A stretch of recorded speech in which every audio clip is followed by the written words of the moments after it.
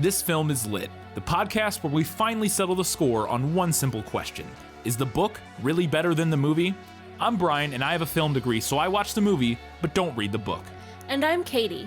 I have an English degree, so I do things the right way and read the book before we watch the movie. So prepare to be wowed by our expertise and charm as we dissect all of your favorite film adaptations and decide if the silver screen or the written word did it better. So turn it up, settle in, and get ready for spoilers, because this film is lit.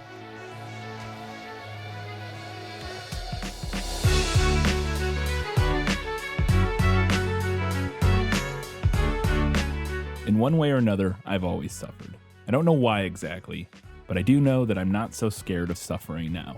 It's Secretary, and this film is lit.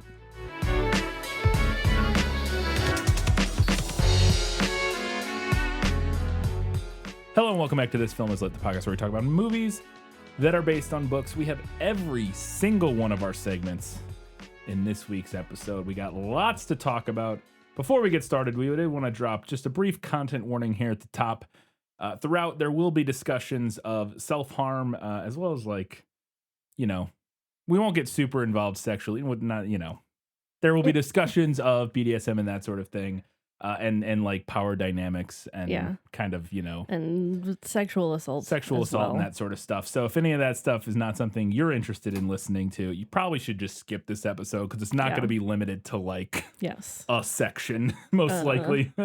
So language content warning, also, which we always probably, cuss, but yes. But in particular, if those are self-harm and or abuse, sexual assault, that kind of stuff is something that you're not interested in hearing.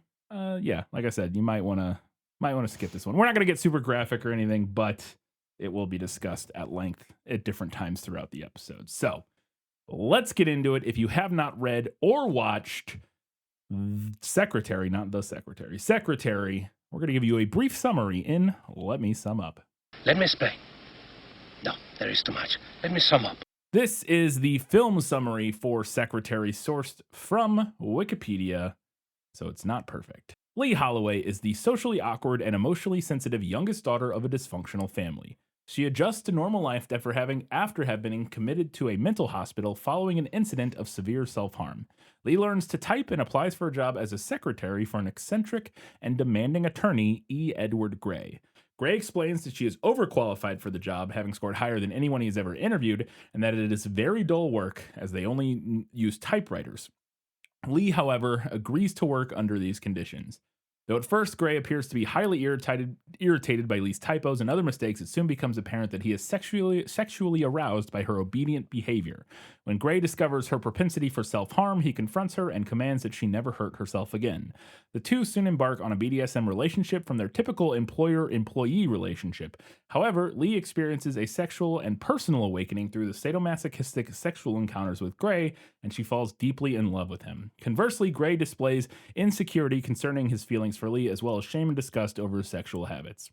During this period of exploration with Gray, Lee also has been attempting to have a more conventional boyfriend in Peter, even engaging in lukewarm sex with him. After a sexual encounter in Gray's office, Gray fires Lee. Peter then proposes to Lee, who reluctantly agrees to marry him. However, while trying on her wedding gown, she leaves and runs to Gray's office to declare her love for him. Gray, still uncertain about their relationship, tests Lee by commanding her to sit in his chair without moving her hands or feet until he returns. Lee willingly complies, despite being forced to wet her dress, and she is not allowed to use the toilet. Hours pass as several family members and acquaintances individually visit Lee to alternately attempt to dissuade or encourage her, while Gray watches from afar, completely taken by Lee's compliance. Her refusal to leave the office draws the attention of media, which they believe to be a hunger strike. 3 days later, Gray returns to the office and takes Lee to a room upstairs where he bathes and feeds her. The pair marry and happily continue their dominant, submissive relationship. The end. That is a summary of the story, the film specifically. We do have a Guess Who this week, so we'll get into that right now. Who are you? No one of consequence. I must know. Get used to disappointment. Okay. He was a short man with dark, shiny eyes and dense, immobile shoulders. He shook my hand with an indifferent, aggressive snatch. I'm going to say that's Mr. Gray. That's the lawyer. Yes, that is the lawyer. There's just to say, on my thing, there are 2 page numbers listed here for the 2 characters that are described, and I'm like, I feel like I'm going to get this one, but we'll see. I guess there could be a curveball in here. She was a blonde who wore short, fuzzy sweaters and fake gold jewelry around her neck. Wow. All right, so that's pretty brief. The main blonde in this film, fuzzy sweaters and fake gold jewelry.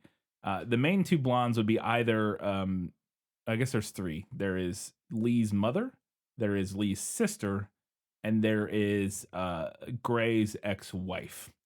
I'm inclined to think that maybe or ex-partner. I think wife because she says something about an annulment or something. So I'm inclined to say with the fake gold jewelry that this is probably Lee's wife. So I'm going to say, or Lee's ex-wife. So I'm going to say, and I don't remember her name, but I'm going to say this is Lee's ex-wife. It's actually his paralegal. Oh, the paralegal. Yeah. That also, I forgot about her. She is in the movie briefly in a handful of scenes, but I completely forgot about her. But yeah, that actually makes sense too. Yeah. That totally tracks for her. Okay, well, one of those was easy. The other one, not so much.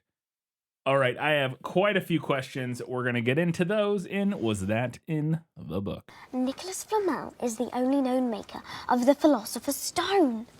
What? Honestly, don't you two read?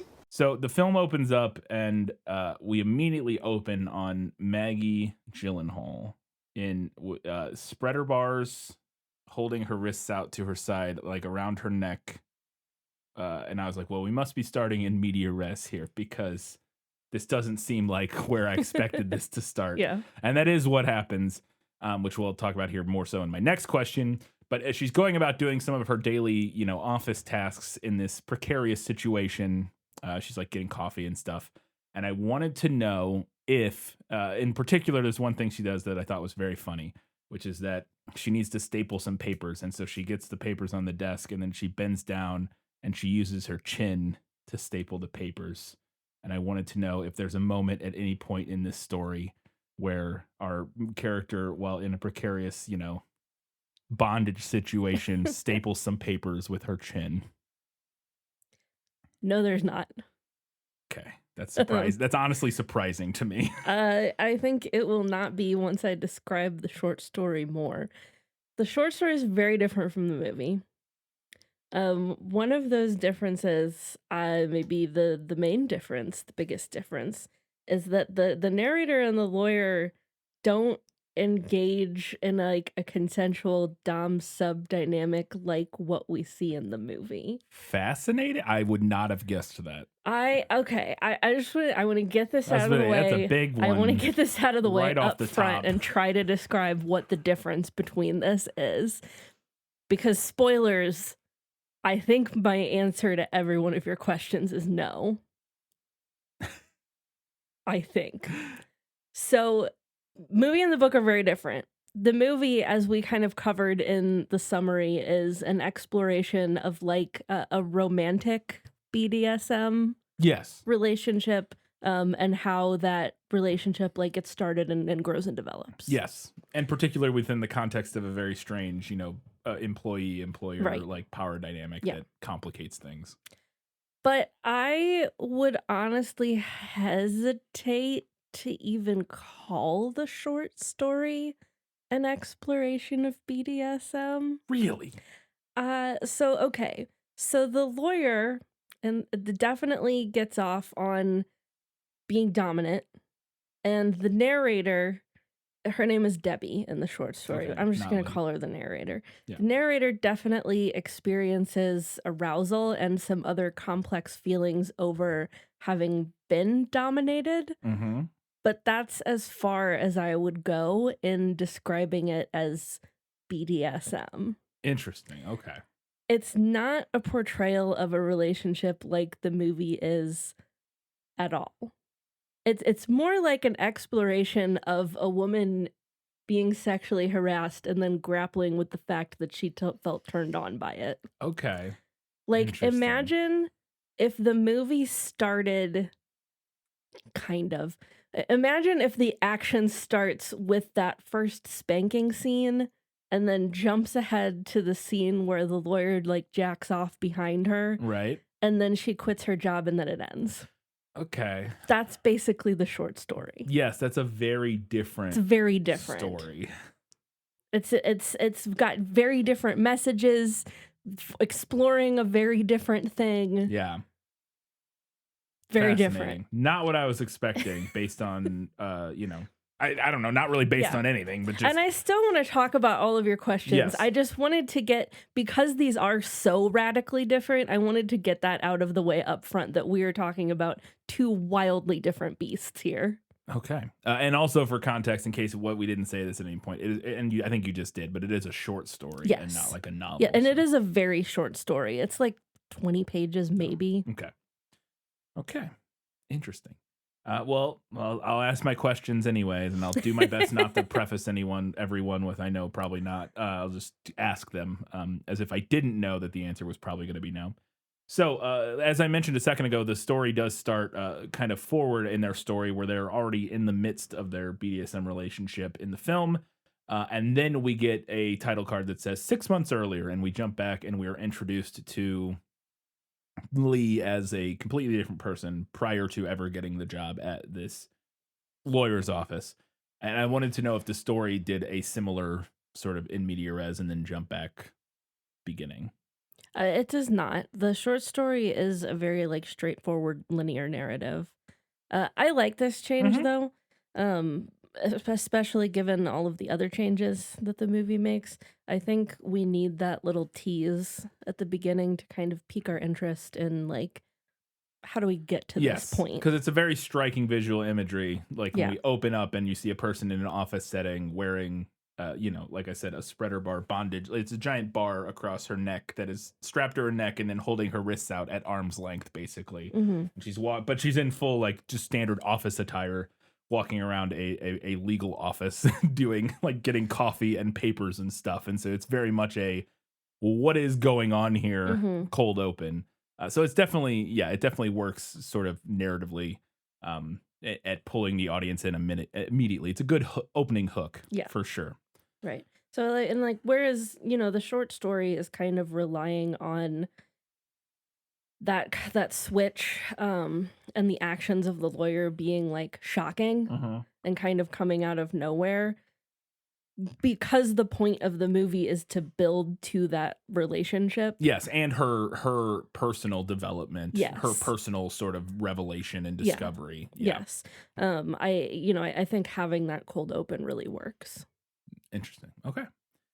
So, and we gave the content warning at the beginning, but we'll get into a little more depth here, specifically about the self-harm thing. So just if you are listening and you do want to skip that specifically, you could probably skip forward a little bit here and at least miss most of it. I want to know if we find out pretty early in the movie, as after we jump back and we're introduced to Lee, before all this goes down, it's established very quickly that Lee self-harms as a coping mechanism for kind of her deeply dysfunctional family that she's a part of.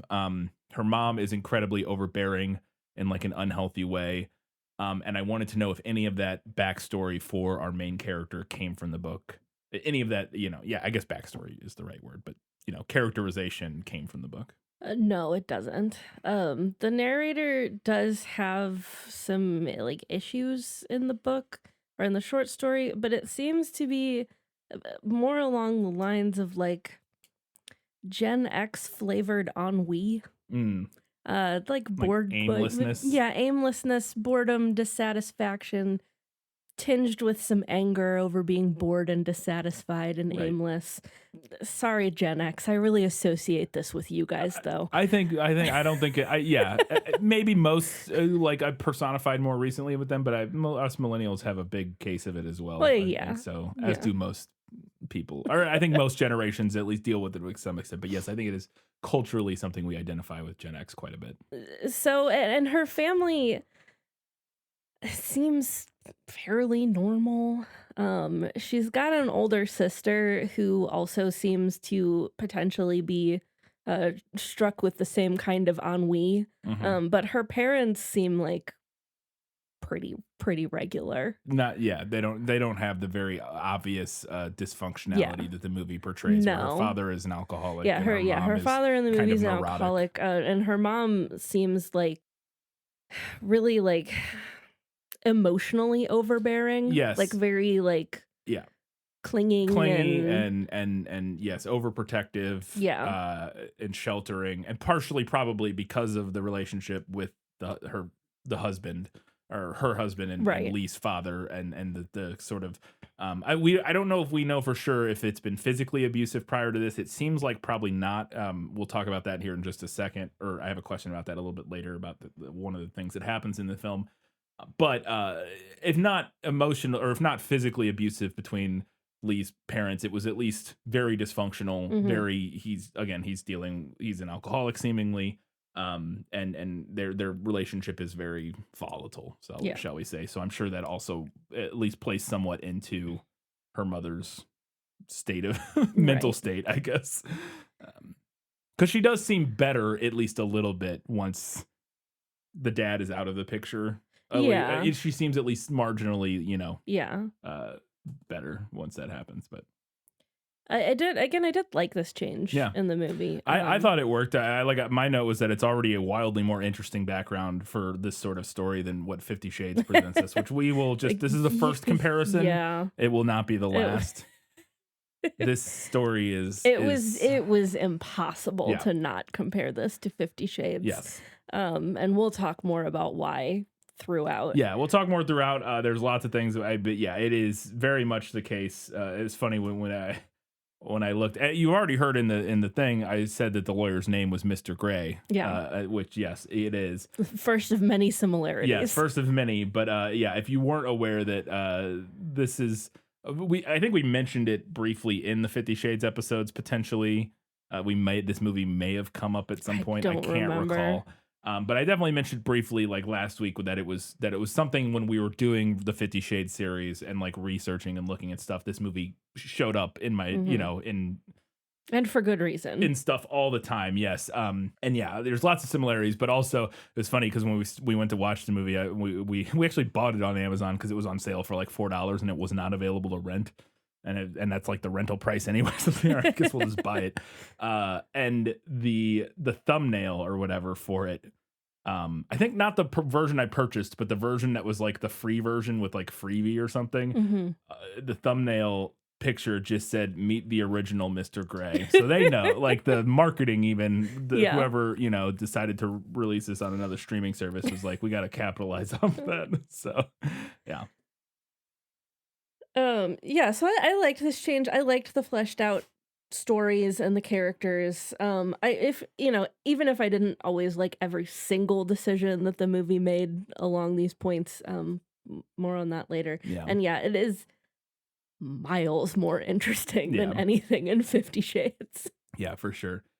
So she has a pretty big self-harm episode, and then ends up getting, and we don't really see this, we just get it mentioned to us and kind of see flashbacks, I Yeah. guess, of it. That she cut herself pretty badly at one point, ended up in like a psychiatric ward for a while, and is now recovering, and she doesn't really know what to do with her life, and she kind of just on a whim decides to get a job, basically. She's going to like typing school or whatever. She's like the community college. She's taking like, secretary classes or typing classes and stuff like that. And so she decides to just like get a job to get out of the house, and ends up seeing one at a law firm looking for a secretary. She's like, oh, and she goes to check it out, and she walks into the building, and as she's walking in, we see this sign that says secretary wanted. Yeah. Outside of, and it says like Gray Law, or I don't know what the sign says, but it's like his law offices or whatever. And underneath the main sign is a little sign that says Secretary Wanted, and it's got little light bulbs around it, and the lights are all on. And it's literally like a vacancy sign at a hotel. Yes. Like that they Yeah. switch back and forth between vacancy and no vacancy. And I thought that was a really nice little detail. It's teasing, and then it continues throughout the film as like a detail of kind of how difficult he is to work with, that he Mhm. has a constant sign outside that he can just turn the light on and off when he needs a new secretary. And I wanted to know if that detail came from the book. It does not. But I really liked this. I also thought it was like a fun little detail. There were some like throughout the movie, there were some like kind of the campier details like this that reminded me a little bit of But I'm a Cheerleader. Yes. And this is not nearly as like stylized No, it's as not But I'm a as styled, but Cheerleader, it's got but some similar. it's got it's got a similar kind of a vibe, Yes. and like the little like I said, like kind of campy almost Yeah. details like this. Yeah, there's definitely, this movie does not take itself overly serious all the time. Yeah. It is very serious moments throughout. And overall it is, I would say, like, you know, a drama, romantic comedy drama. Like, it's definitely dramatic at times, and there's just like some very intense scenes that are not, you know, this isn't like a fun watch all the time necessarily. But it is definitely the thing where, yeah, and they don't lean into the overt like camp and style as much as But I'm a Cheerleader. But there's definitely, they play with color, and they play with some other kind of more campy details, in which I have some more questions about some of those things here and there as we go. So yeah, they definitely leaned into the playful nature of what this is at times, at least. So she gets into the office, and she's kind of doing this very curt interview with him as she gets inside. Oh, she sees the previous secretary storming out in tears, basically. And stuff is like, it looks like a bomb went off in the office, and like things are broken all over the place, kind of very quickly establishing the kind of volatile personality that Mr. Gray has, or potentially has. And she goes in and she meets him, and he's kind of giving her this very curt, short interview.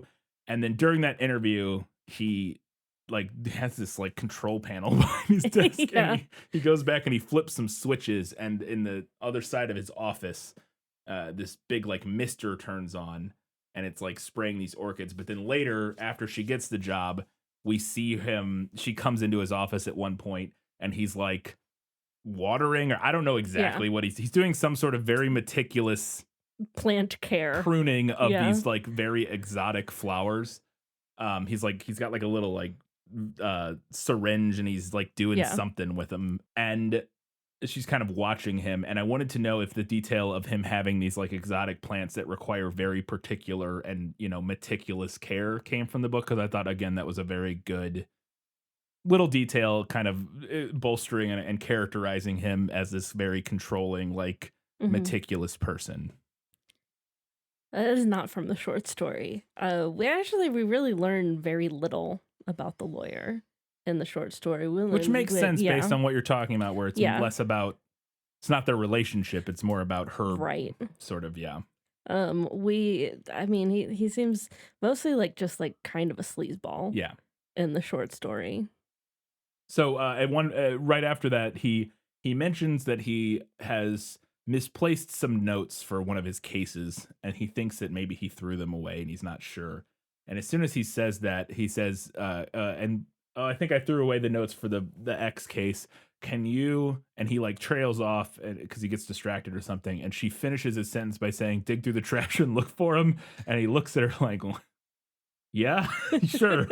And she walks out into the dumpster and jumps right in the dumpster and just digs through until she finds the notes, which she does. And I wanted to know, that's just a little thing. The thing that spurs her to look for the job is that she has a bout of self-harm, and she decides to throw away she's like has this moment where she's going to throw away, like she has a kit. And I think this is a detail from my understanding that the movie gets fairly accurate, is it's very ritualistic for her. She has this whole thing where she sets up this kit and gets out. She has like iodine and all this stuff to do this in a very like kind of, you know, clean way or whatever. And again, she does it very much as like a ritual. But anyway, so she's getting rid of this kit that she uses for that, and she goes to throw it away, and she sees a help wanted newspaper. And she decides not to throw away the kit at that moment. She decides she can't, but she sees this, and that's what spurs it. Anyway, it's just a little side note. So she's able to find these notes in dumpster, and I wanted to know if the scene where she just like unprompted offers to dig through the trash for legal notes came from the book, because I thought that was funny. It does not. I also thought that was funny. Interesting addition. I thought that was an interesting way to kind of show her submissiveness, or like and maybe I don't know if it's It's not I wouldn't know if I'd necessarily characterize it as submissiveness in this Yeah. particular instance. It's maybe indicative of that. It's more so in this moment to me, it's more so her like lack of self-worth kind of, and like just a Yeah. desire to please and like Yeah. that sort of thing. Like in this moment she's very, it makes him realize how fragile she is, or how eager to like, I like, to me at least, I read this interaction less as like, oh, she's submissive, and more as like, oh, she's which I think plays into kind of the whole dynamic of their relationship, and part of why he becomes so distant and stuff eventually is that I think there's a little bit of him worried that he's like taking advantage of her, maybe ish, Mhm. maybe, because she is, because of the nature of her upbringing and the relationship with her parents and how protective and like how reliant and dependent she is on them. She's so eager to like smooth things over and like Yeah. make things better. She seems like she's kind of always been like maybe the peacekeeper or something, Yeah. like with her parents. And so she's immediately willing to do anything to like To make the problem make go the away. problem go away, Yeah. basically. But I think that also does it's somewhat indicative of the nature of her submissiveness ultimately, Yeah. maybe. But yeah.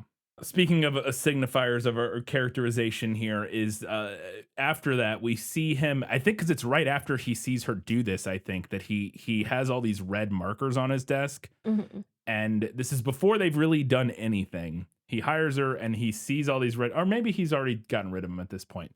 But at some point very early, after he hires her, he like dumps all of these red Sharpies that he has into the trash.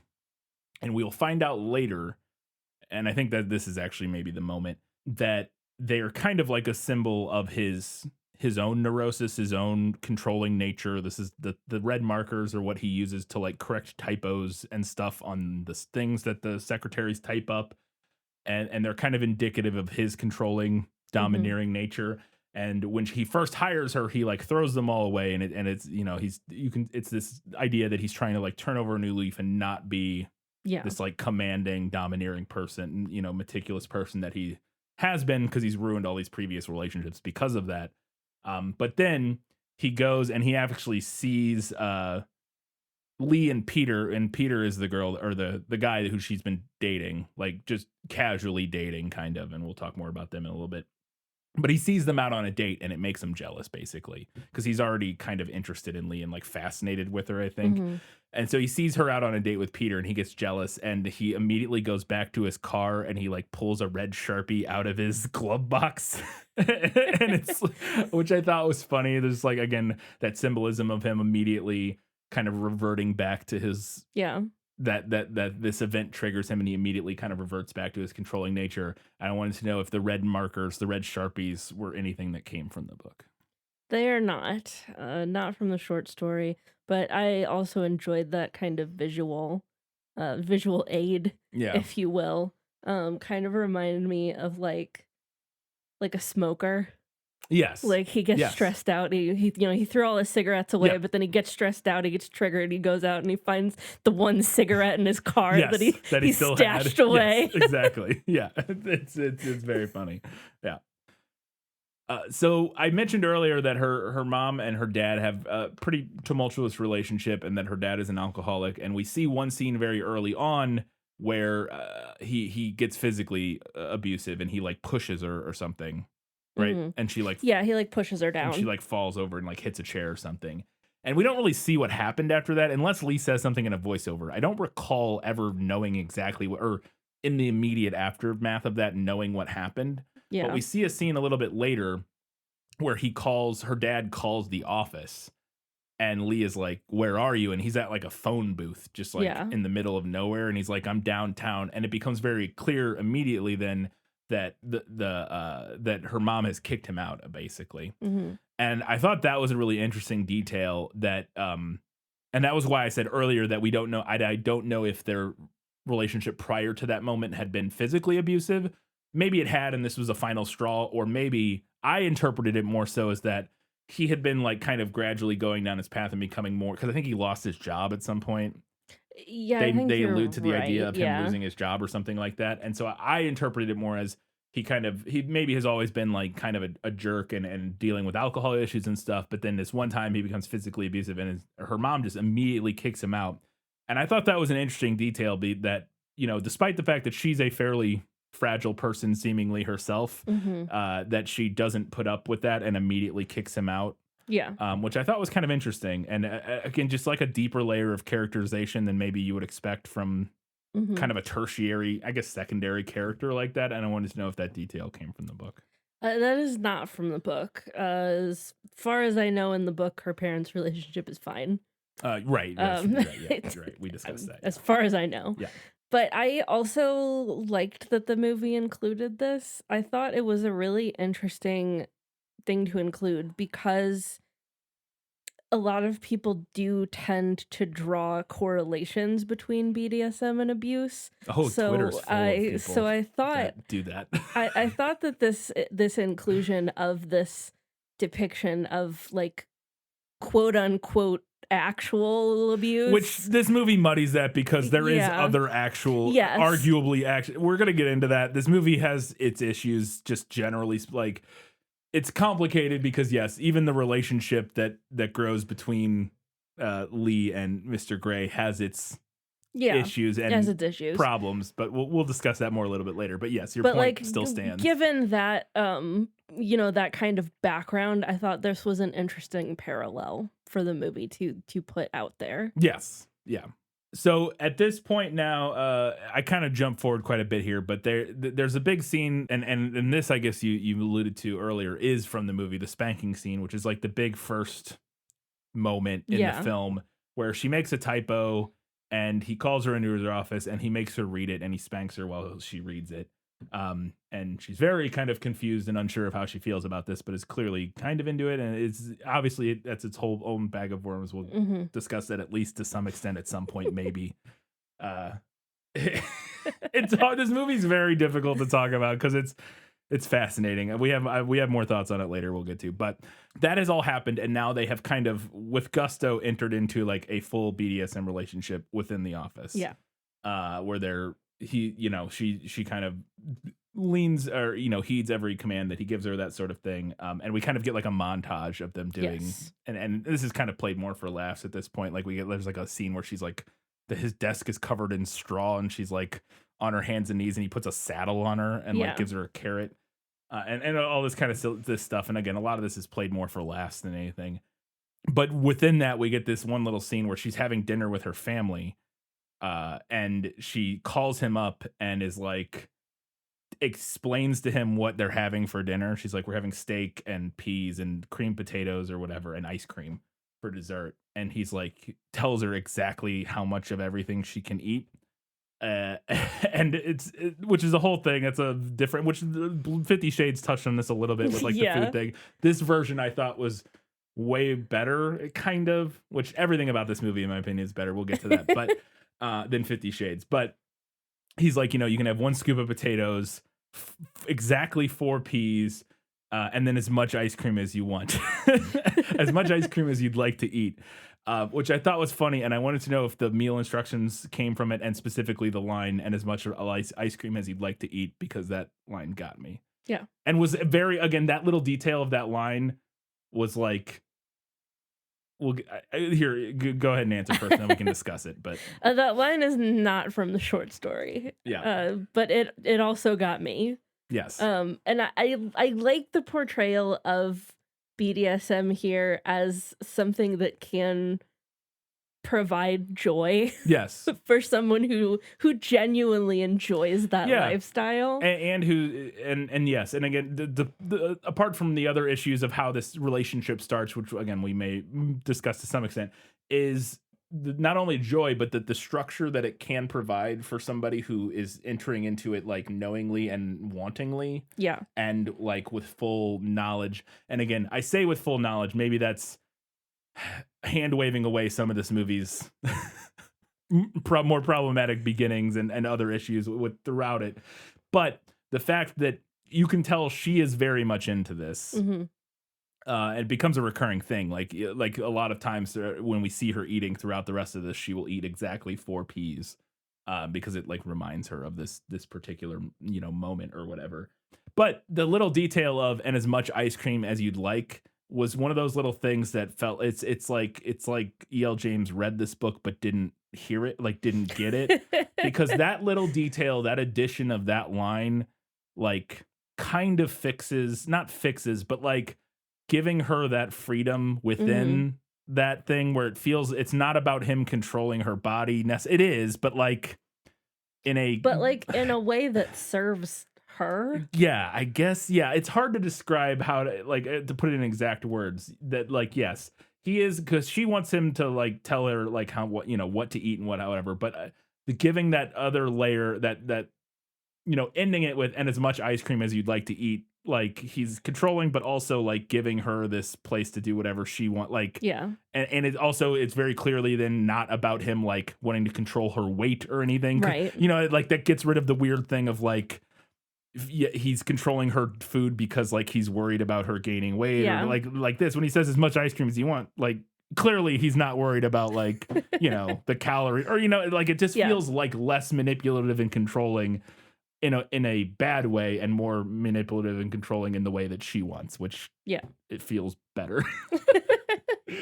Well, and in comparing it to 50 Shades, which the food thing, I mean, the food thing comes up consistently throughout the series, but like the main thing that I'm thinking of is in the first book when she's reading the contract. And it's in the contract that he like controls what she eats and when she eats and how much she eats. And she is like horrified at this, right? And within the context of 50 Shades of Grey, rightfully so, in my opinion. But if you compare that to the portrayal in this movie where Lee is like giddy about this, like she's like giggling on the phone, she like calls him giggling and it's like counting out her 4 P's and like just happy as a clam, and I think that helps a lot. Immensely. Absolutely. So then as we move forward, we get this big montage, and then kind of out of nowhere, Mr. Gray's, what is his first name? I can't. Edward Gray, yeah. I just call him James Spader. James Spader just sort of stops engaging in the BDSM relationship, and he doesn't really tell her why. And she's left kind of confused and in the lurch by all of this, and like wondering why. And she kind of starts trying to push his buttons to like reignite the relationship, and it's not working, and she's not really sure what's going on. And I wanted to know if this lull happened in the book, and I have a note about why I think it happened. But because initially I was like, what is going on here? Because the movie doesn't really ever have them address it like at all. Even by the time the movie ends, we've never really addressed why he kind of put up this like wall all of a sudden and kind of ended it. Again, we'll get into my speculation in a second, but I wanted to know if that element came from the book first. So this never happens in the short story. Because as I said, they never have a BDSM relationship. Right. I keep forgetting that the main thing in the movie is not in the short story. What happens is that she quits working for him after he assaults her. And presumably, had she stayed, he would have just gone on doing what he was doing. Right. So. No. Okay. So because that was my speculation after I thought about it more, it was that I assumed that ultimately that I think it's an attempt by the film to make her the pursuer in this relationship. I think he starts to realize and feel that this is out of line. Like he knows from the beginning. He says as much in like one of their first encounters. Where like when they first start broaching the topic of sex and stuff, he says something about like their employee-employer relationship. So it's not like unknown to him that this is a problem. But so I think what we're doing there is that by having him stop doing this, engaging in this, and then have her be the one who's trying to continue to instigate it, I think what we're doing, the movie is doing, is trying to flip a little bit and address the problematic nature of the power dynamic in their relationship. I don't think it necessarily fixes it entirely. And I think you kind of, my broad thing is that I think similar to 50 Shades, you kind of have to approach this whole story as the fantasy that it is, and not as like a guide for how to do a relationship, which again, and then at least in this instance, I think it's a little bit better because I think the movie knows that. And I think the heightened kind of style of the movie is playing into the fact that this is a fantasy, whereas 50 Shades maybe a little bit less so. It feels maybe a little more like, especially the books, feels a little less like aware of what that this is not good. Here, I think the movie knows that this power dynamic is bad and that the way the relationship started is bad. So it goes, okay, we'll have him stop because he knows this is bad, and then turn her into the person who instigates this relationship, because that then at least and somewhat negates the power imbalance. Again, it doesn't, but it at least makes her the person instigating the relationship as opposed to him the person instigating this physical relationship. It doesn't negate the power balance, but I can see the attempt to mitigate it. Yeah. Now, was this, I can't remember now, was this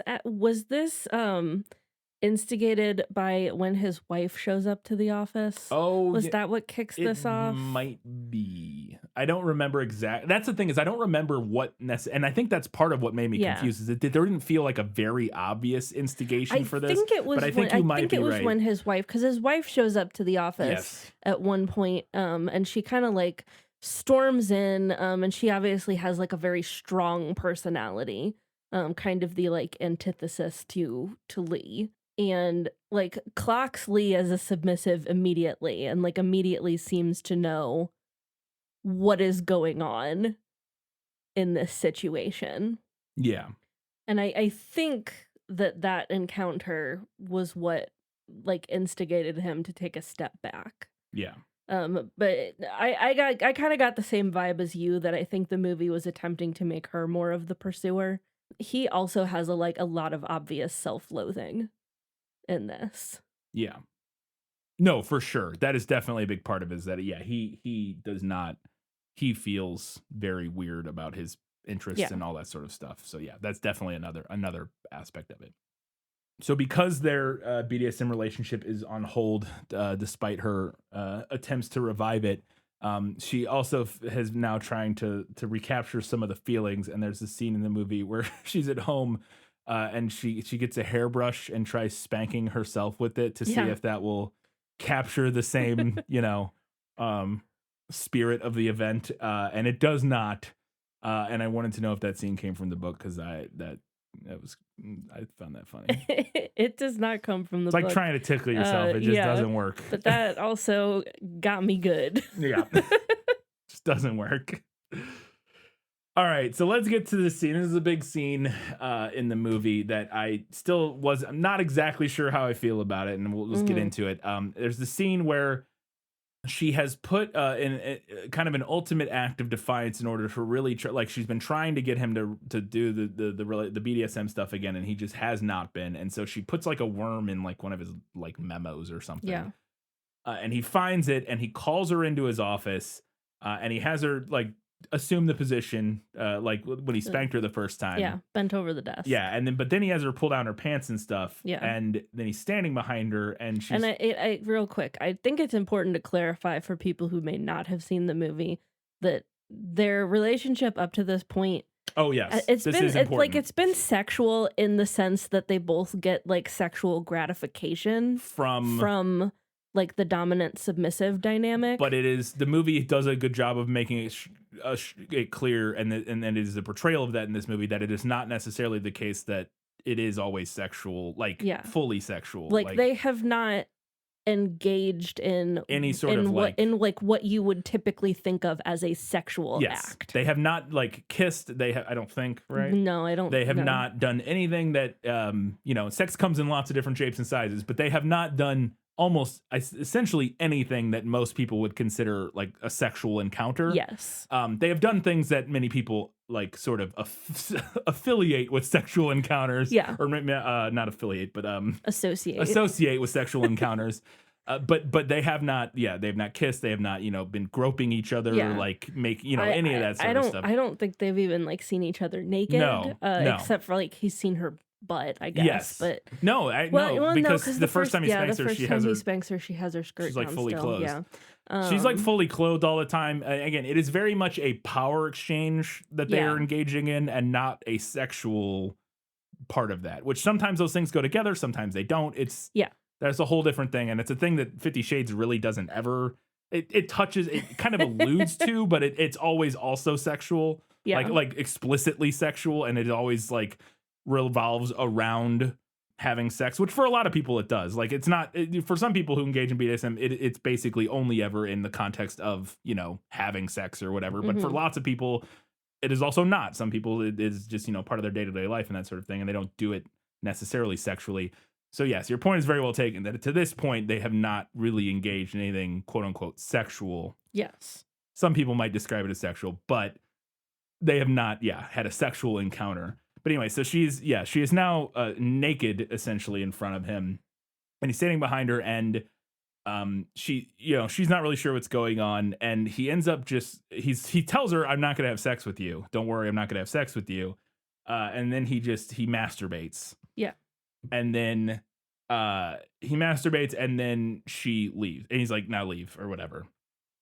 And she's kind of unsure about everything that just transpired, and the whole scene just is very strange. And I think this sounds to me, and it plays more like what maybe the book is doing, the Holy, where it's very clear when you're watching her reaction to this that she is unsure of how she feels about this. And it's interesting because I also, as an audience member, was unsure of how I was supposed to feel about this. And I wanted to know if this scene came from the book, and then I wouldn't discuss it because it's an interesting scene that, again, I had interesting, unsure feelings about. Yeah, this is directly from the book.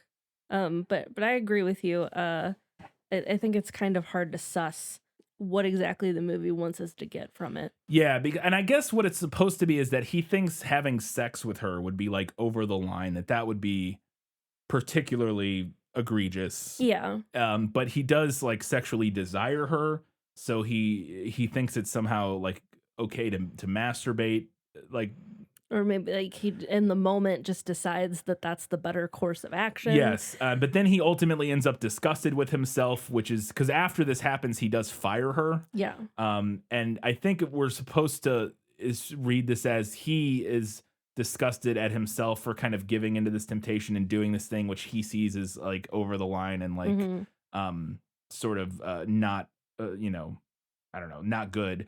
And so that's kind of what leads to him like firing her, is he feels that he has lost control of himself in this instance. And I will say that I don't think that doesn't work. Right. But I still was left kind of feeling unsure in the grand scheme of this movie how to feel about this scene. Yeah, like you said, like it doesn't not work in the sense that you've described. Yeah. But overall, I'm not sure it entirely works with the other changes that were made like to his character and to the overall like story arc. Yes. Because in the short story, it's pretty obvious that this is like just one of this guy's kinks. Yeah. That he wants to ejaculate on her. Yeah. Right. But you know, and it's clear that we're supposed to be disgusted with him in that moment in the book. In the book, yeah. But the movie directly transposes that event, which I think results in uncertainty over whether or not I'm supposed to be disgusted with Mr. Grey as I'm watching it, because it doesn't feel like it tracks with everything else up to that point. This is the scene that most feels abusive and like really bad. Like, because again, her reaction to it, and even more so than the first spanking scene, which is obviously wildly inappropriate. Wildly inappropriate. Like, can't even begin to express how wildly inappropriate the first spanking scene is, where she makes a typo. And to that point, he's been mildly inappropriate, like talking about their like personal lives and stuff. And definitely he's been overly familiar. Yes, in a way that you definitely, absolutely 100% should not with an employee. Like making no bones about it.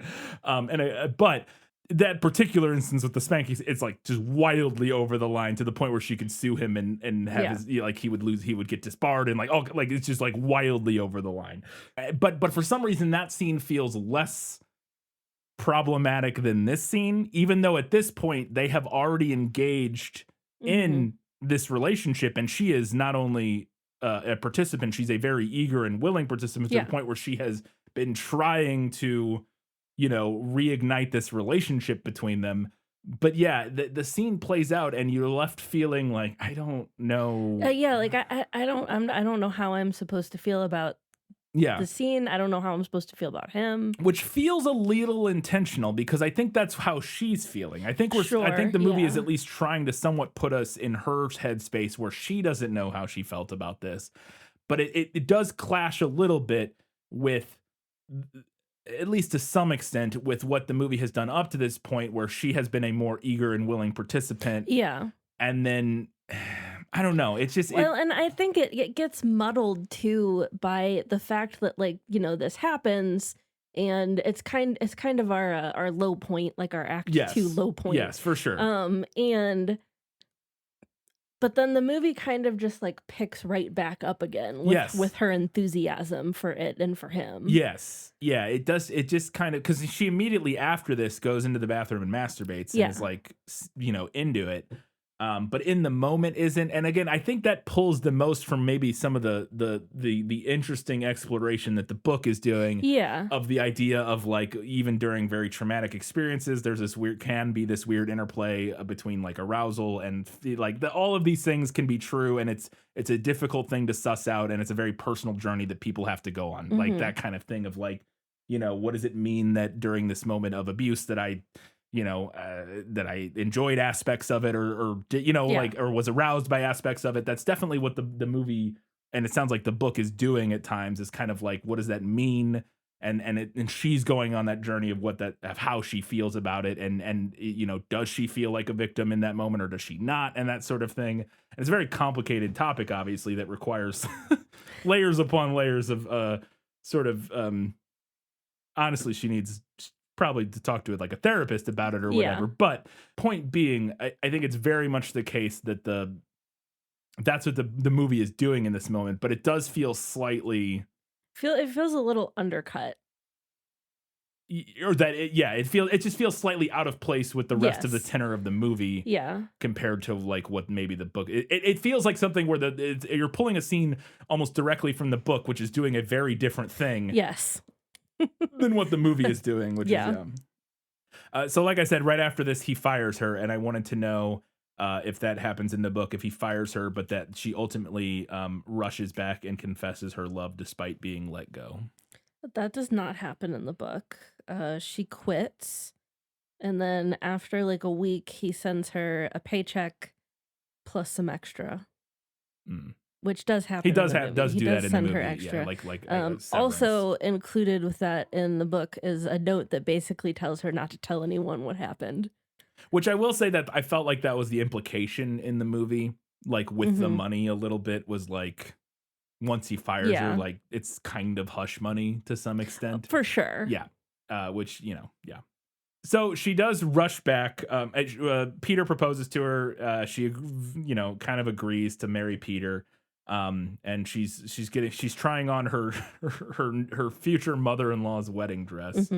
Her mother-in-law Peter also has obnoxious, overbearing parents. Yes. And her future mother-in-law is very judgmental and is like, oh, I guess I must have been thinner than you when I wore this, because she's like Maggie Gyllenhaal, who is a wisp of a human in this movie.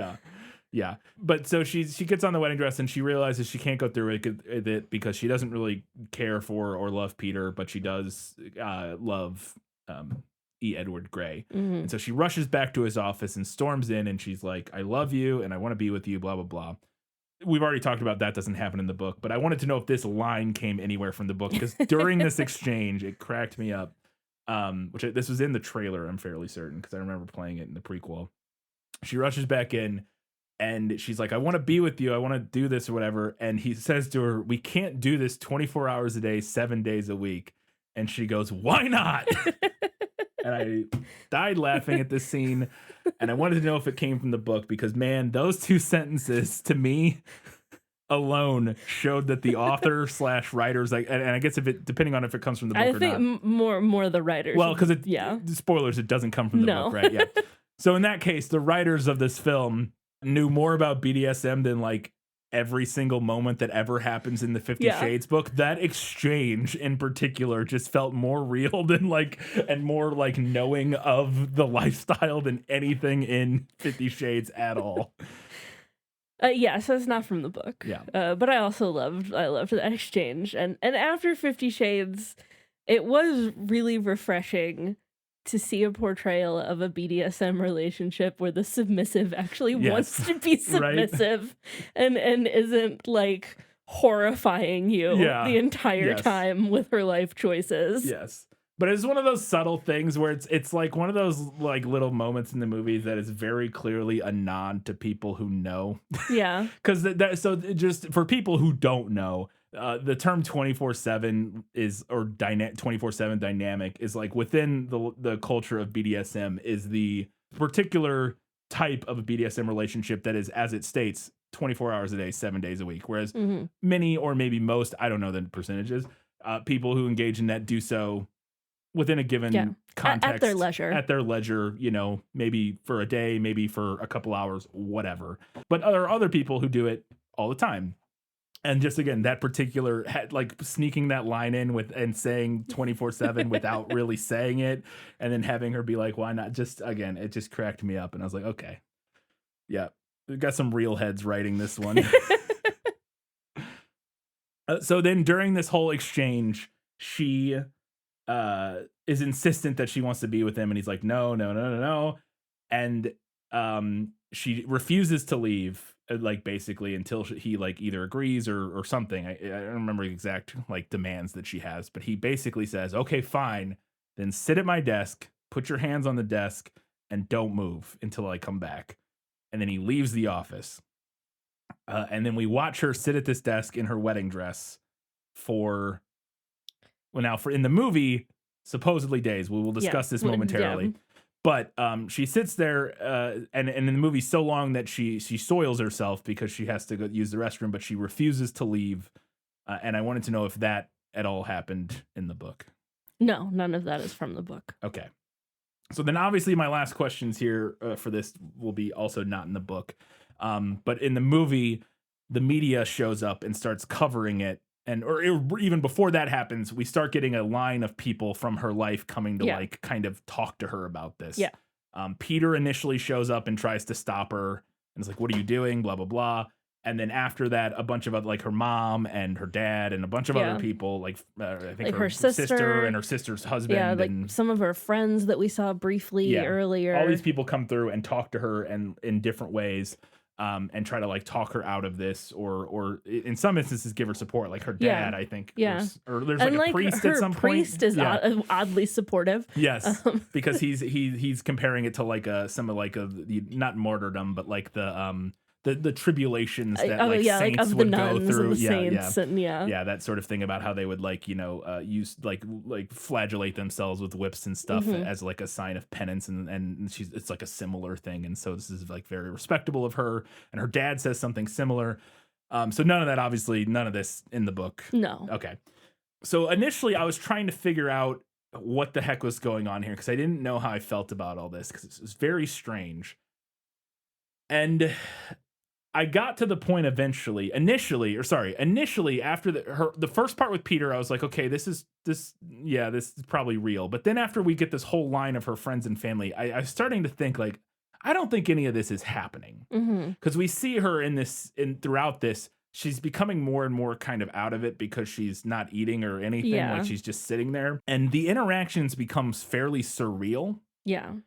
Where they're like some of the interactions and they're like super over the top, like the one her friend comes in and like plops down a stack of like 50 feminism books and is like, you need to read about and I don't even know if it's a friend, it might just be some random like woman or something. I think it was one of the friends. I thought so too. There's a really brief scene earlier where she's talking, like sitting by the pool at her house with like some girls. Yeah. And so she stacks a stack of books and she's like, oh, you need to read about feminism and like how you can't do this for a man and that sort of thing. And then like her mom is like, oh, I brought you peas, and there's little details through. And then like particularly the interaction with her dad felt very strange to me. Yeah. To where I began to think that none of this was actually happening.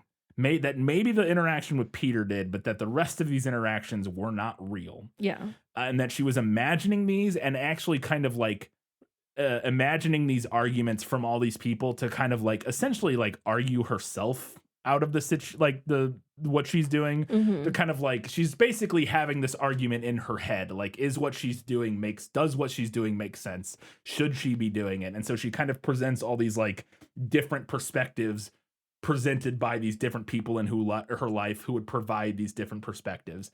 But then the media thing happens, and that feels like that is real, maybe, because all the media show up and they're covering it as like a hunger strike. And we see the only reason I think this might be real, maybe, is because we seem to see, we cut away from her perspective and we see James Spader reading a newspaper that is covering her because they think it's a hunger strike. And it has like a quote from her and he's like reading the quote. Now, this could all still be in her head. Yeah. But if it is, it's a little bit like film language wise, it's a little clumsy because it cuts away from her perspective entirely in a way that felt weird. And like he shows up outside the office and he walks through like all these like gaggle of like media and stuff like that, to where I wasn't sure if this was real or not, or to where it felt like it maybe had to be real. But there was another scene that I thought then again made me think it wasn't real, is that we get this one brief shot of like all of like her friends and family sitting in the office, like eating food and laughing. Yeah. Which feels very clearly fake because she's hungry surreal. and she's imagining all these people like eating and like kind of sitting there, which they wouldn't. Why would they be? And they're all like laughing. It's very strange, which that felt very fake. So I'm inclined to think that all of this is fake. Or not, is all in her head. All in her head, yeah. I like that interpretation, that like all or most of it is happening in her head. And I agree with you, that first scene with Peter, when he comes in, that felt like it could be real. But the rest of it is so dreamlike. Yes. Like it's so surreal and like dreamy. And I do think there's a good argument to be made that it isn't really happening. Yes. I also like genuinely don't think that, like, given what we know of Gray's character, I don't think he would have left her there for days and days. Because they say 3 days that she was there. I agree. And to me, what makes the most sense is he leaves her there for the evening. Yeah. And he goes home. And she's maybe already because she hasn't been eating a whole lot anyways. Right. And so maybe she's like very quickly becomes sort of a little out of it, a little loopy, kind of loses track of how much time has transpired. She sort of invents this whole narrative in her head of staying there for 3 days as she's arguing with herself. But really, in reality, it's been like 6 hours or something like that, which obviously is not great, but it's a little bit different.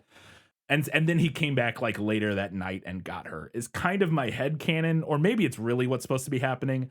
But that's my interpretation of what's going on there. But please feel free, listeners, to chime in and let us know what you think is actually. Do you think it's literal, like everything we're seeing is actually? But I got the feeling that is not.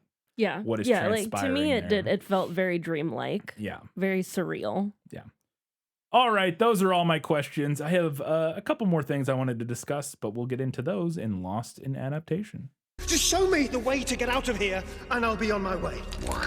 Was it lost? Yes, and I want to get unlost as soon as possible. So we find out right at the very beginning that she's taking typing classes and at a community college, and then when she goes to the office or to Gray's office to get, she's also going to a newspaper to get information or to do job applications. And we know the film came out in 2002. Yes. And so I was trying to figure out when this took place. And I was wondering if maybe the book gave us any more information, because I felt like we would be on computers by now. But then he does, because when he gets to the office, like he wants her to be able to type, like she's typing on a, again, in the classes, she's typing on a typewriter. And when she gets into the office, there's a typewriter like at the reception desk and stuff. And I was just like, wait, but what year is it? You would be using computers by now. But he specifically mentions that they only use typewriters in his office. So the movie kind of does address it to the point where they must have known audiences would be like, why are they using typewriters? Yeah. But I wanted to know if any of this, like if the book had any more kind of, when this took place, or on top of that, what you thought. what was your interpretation? So the short story was written in 1988. Oh, that's right. Okay, well that doesn't help then. But in the movie, it's at least 1996 because that's when that Cake cover of "I Will Survive" came out.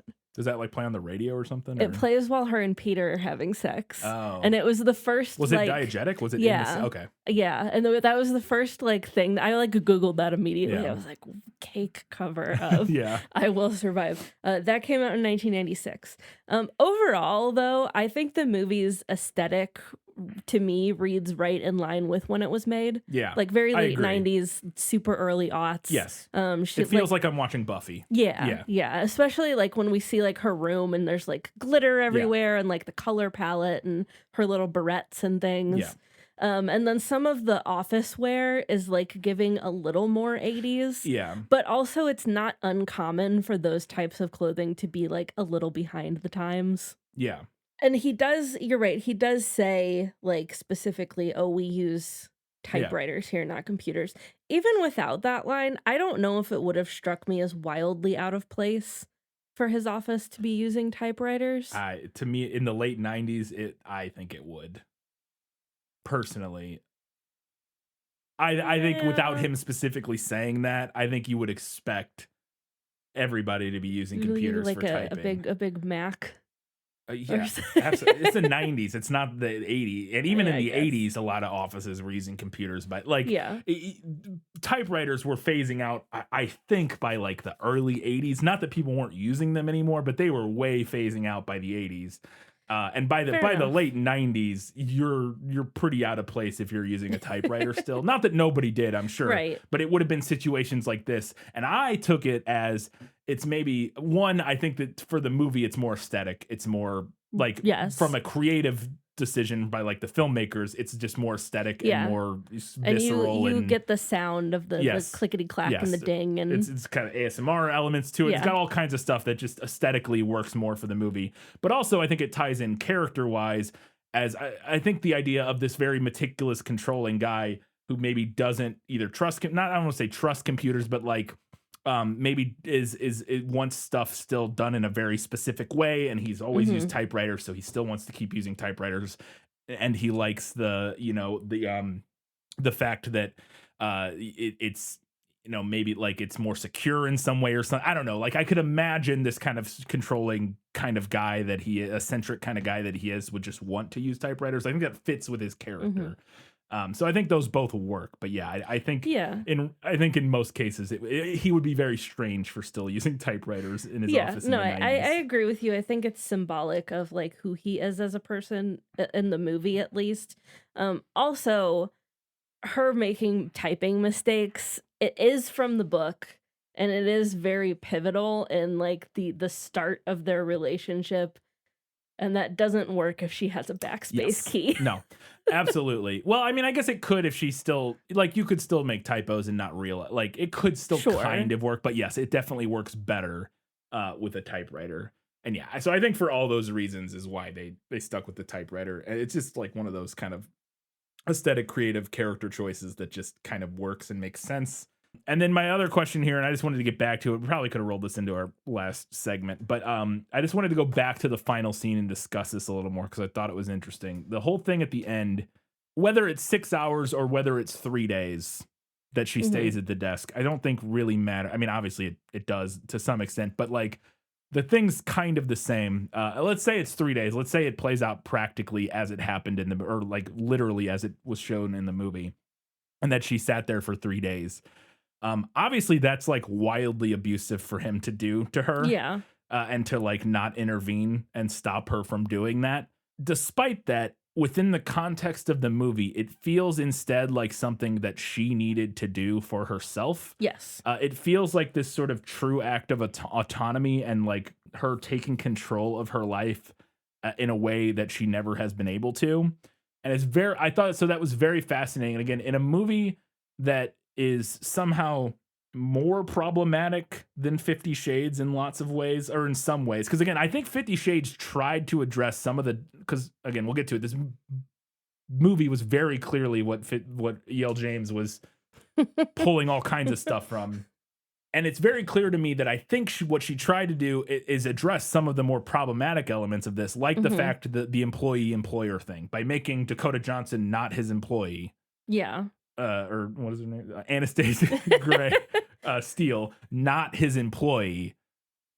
I think my guess would be that was her kind of like, fixing one of the like very obvious problematic elements of their relationship. Because there's obviously the power dynamic and all that sort of stuff. But despite that, I somehow feel like, kind of trying to address those, it's still, the movie manages to like be more like feminist and female empowering than anything 50 Shades even gets close to, which is wild.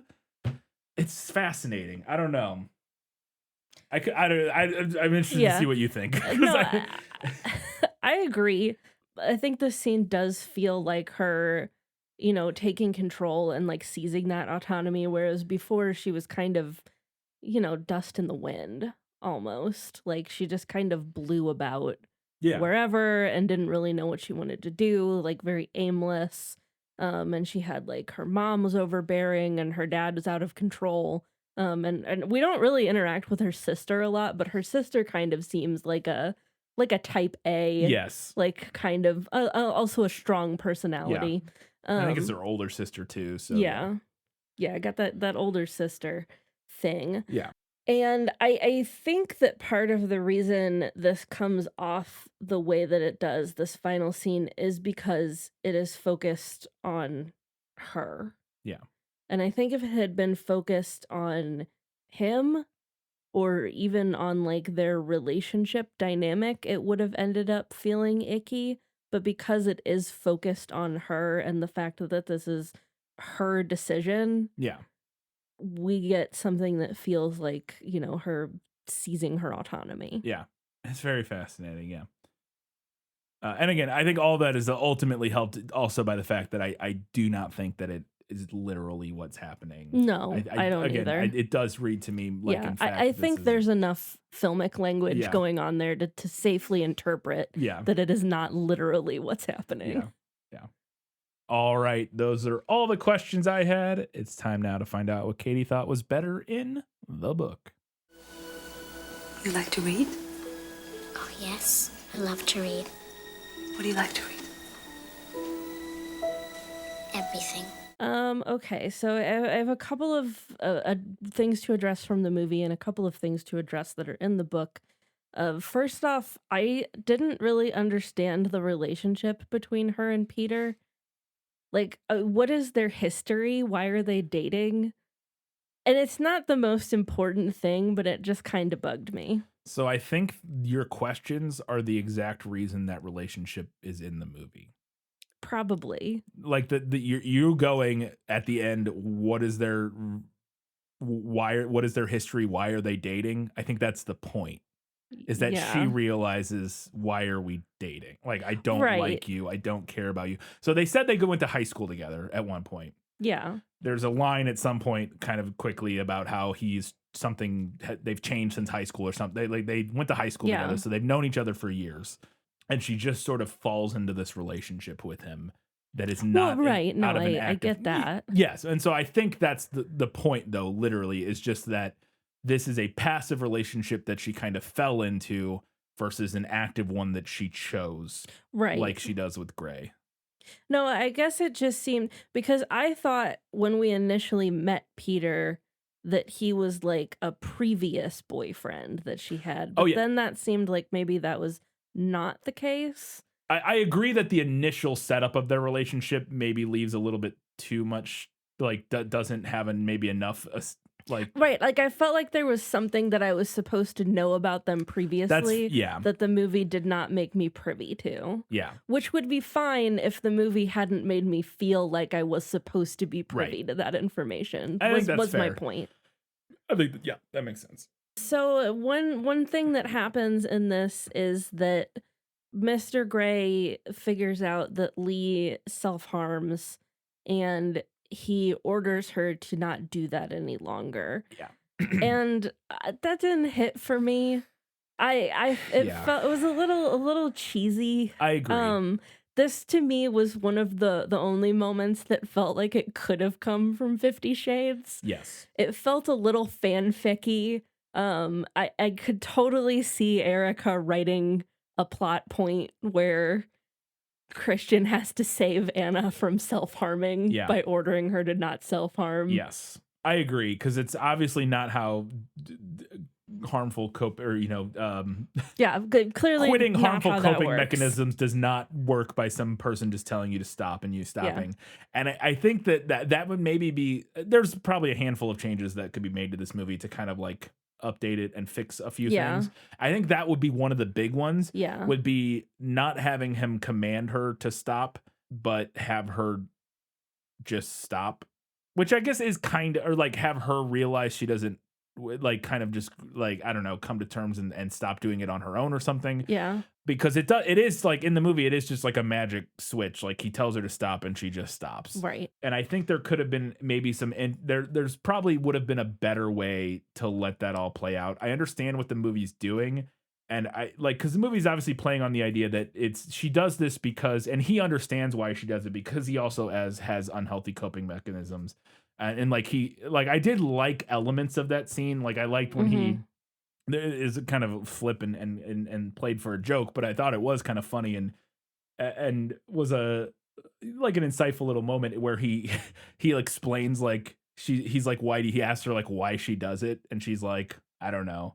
And he goes, is it because, and he goes on this big spiel and like it clinically explains why she self-harms, and he gets done and she's like, I guess that's one way to say it. Like she's like very, and like, cause as he's saying this, you see it dawning on her face that like, he knows exactly, like, cause she knows why she does it. She just didn't have words to put to it, or just didn't really want to like express it.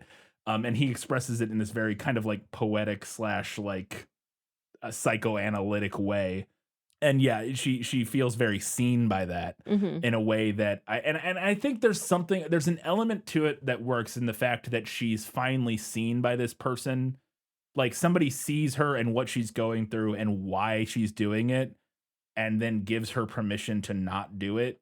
I think it's obviously cheesy, and it plays out in a way that's a little too easy. But there's not nothing to it. No, there's, you know what I mean? Not like nothing there. Like there's definitely something to that. It's just the movie does it maybe a little too clean and easy, like in a way that feels. And it does feel, as I said, a little fanficky. Yes, for sure. Yes, absolutely, absolutely. But then again, sort of quite a few things in this movie. But again, I think the movie's aware of at least some of that, because it does play with that in a way. Like this movie does not take itself deeply seriously all the time. It is aware. So yeah, I don't know, but yeah. The other thing that really did not do it for me was the worm thing.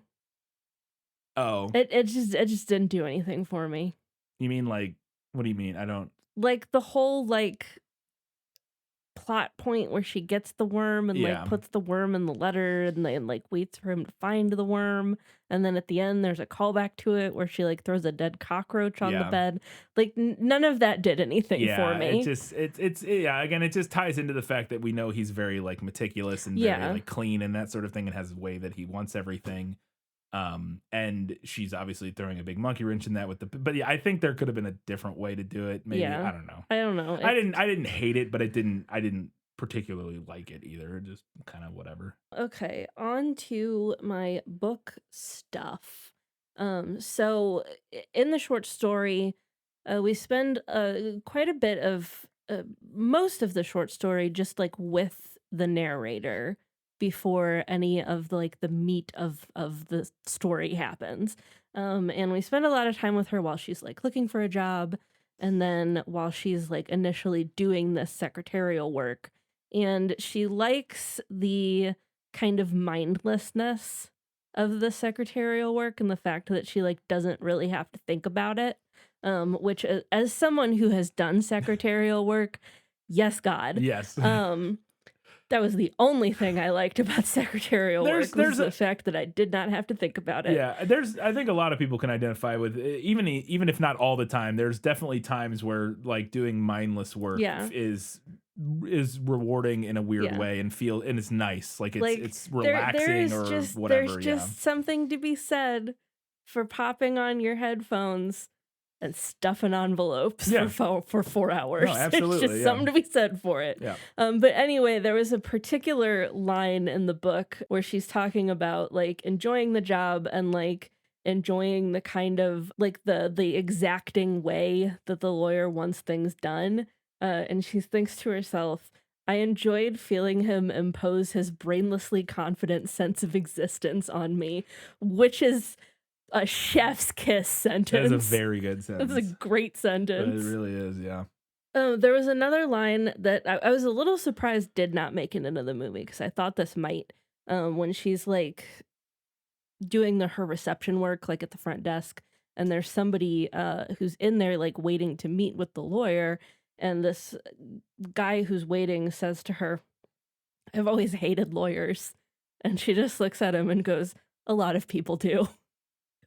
Is that not in the movie? I think so. I had a vague memory of that. I would have to look I it did up, not but- catch it if it was. Okay, I don't recall it specifically, but for some reason that rings a bell. I'll do a quick look while you're doing the last one here, but I swear that sounds vaguely familiar. And my last note here is really just kind of a general note, which is that I overall enjoyed the prose in the short story. I liked the writing. There was a lot of really great, like, evocative, descriptive language in it. That was everything that we have for better in the book. Let's go ahead and find out what Katie thought was better in the movie. My life has taught me one lesson, Hugo, and not the one I thought it would. Happy endings only happen in the movies. So obviously we covered a lot of things in your questions, but I do have a handful of things here that we haven't talked about yet. One of which was her costuming. Yes. I really enjoyed. I particularly liked when she first goes to his office. It's pouring rain and she's wearing this like bright purple hooded raincoat as she's like crossing the threshold. Yes, it's I had very the same it's giving thought. very like Little Red Riding Yes, Hood I was kind gonna say of. it's very much for Little Red Riding Hood. Yeah. Except it's purple, which I love. Yeah. Like the arc of her costuming was fascinating to me. She goes from like very like girlish and immature. Like there's some points where she's dressing like very younger than her age at the beginning of the movie. And then we move into this kind of like dressing up phase. Yeah, she's very like classic like office attire and stuff. Where she's like kind of quote unquote dressing up as an adult, like playing pencil dress skirts up and like you know and like the fancy ruffly blouses. and, Like as she further explores her identity, to literally pissing on traditional relationship norms. Literally pees on a wedding dress. Yes. To like at the very end of the movie, she has on this very comfortable looking and like natural feeling outfit. She looks very comfortable and very like at ease with herself. Well, and right before that, there's the intermittent stage where she is fully naked, and we see her naked for the first time, and see the scars and everything, and she is kind of reborn into this, into the at the very end, she's wearing like a light cotton like a tank top, or I can't remember, like a tank top and shorts, just like very easy breezy. Yep. Overall, I thought there was a lot of really interesting visual stuff going on in this movie. Like the set dressings were really cool. The costuming was really cool. The shots I thought were cool. Yeah, no, it's a well shot film. I love it's just, the lighting was the lighting. cool. It's an era of cinema that I love where we weren't afraid to have light. Dude, look, I am not as much of a hater of modern cinematography as most people.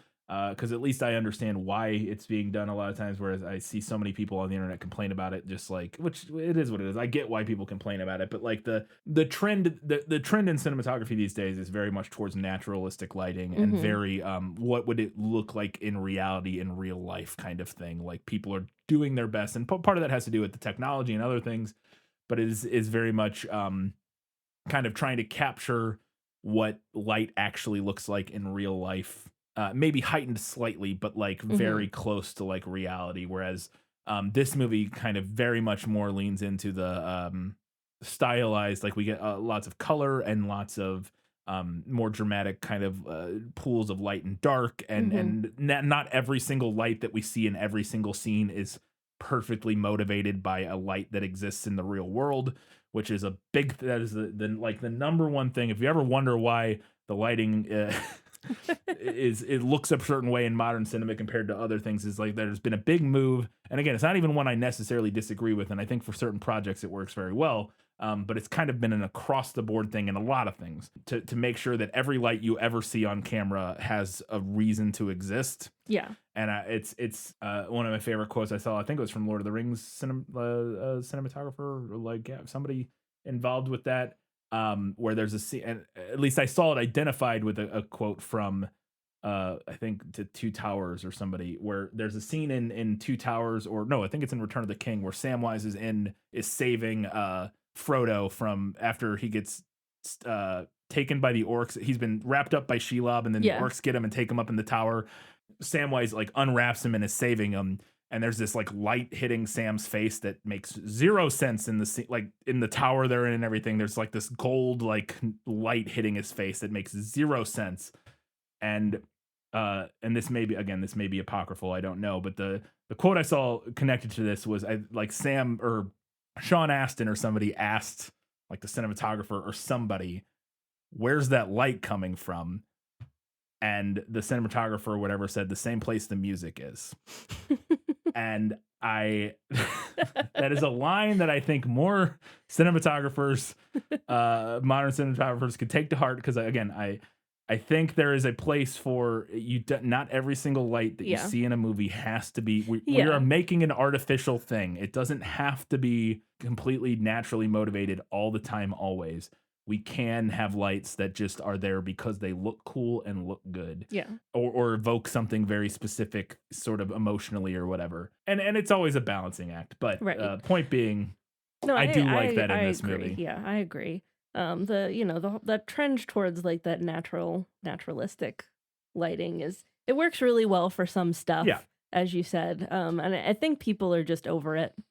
Yeah, people are over it, and it's and it can be frustrating when you don't have the best like television setup. That's another part of it, is that it's the same thing with sound, is that a lot of the times the issues with sound these days is because they're mixing it for a 5.1 7.1 surround sound, it's $6,000 audio system or whatever, and most people are watching it on a shitty sound bar or their TV or whatever, so the sound mix is not perfect for that, and blah blah blah, all these things. Point being, I agree entirely that I really liked aesthetically what this movie is doing overall. While not being as over the top as something like But I'm a Cheerleader, I thought it was just over the top enough and just verbose enough, I guess, aesthetically and like lighting wise. Yeah. That it really fit the mood of the film. Yeah, I agree. I really liked the scene where she tries on the paralegal's eyeshadow.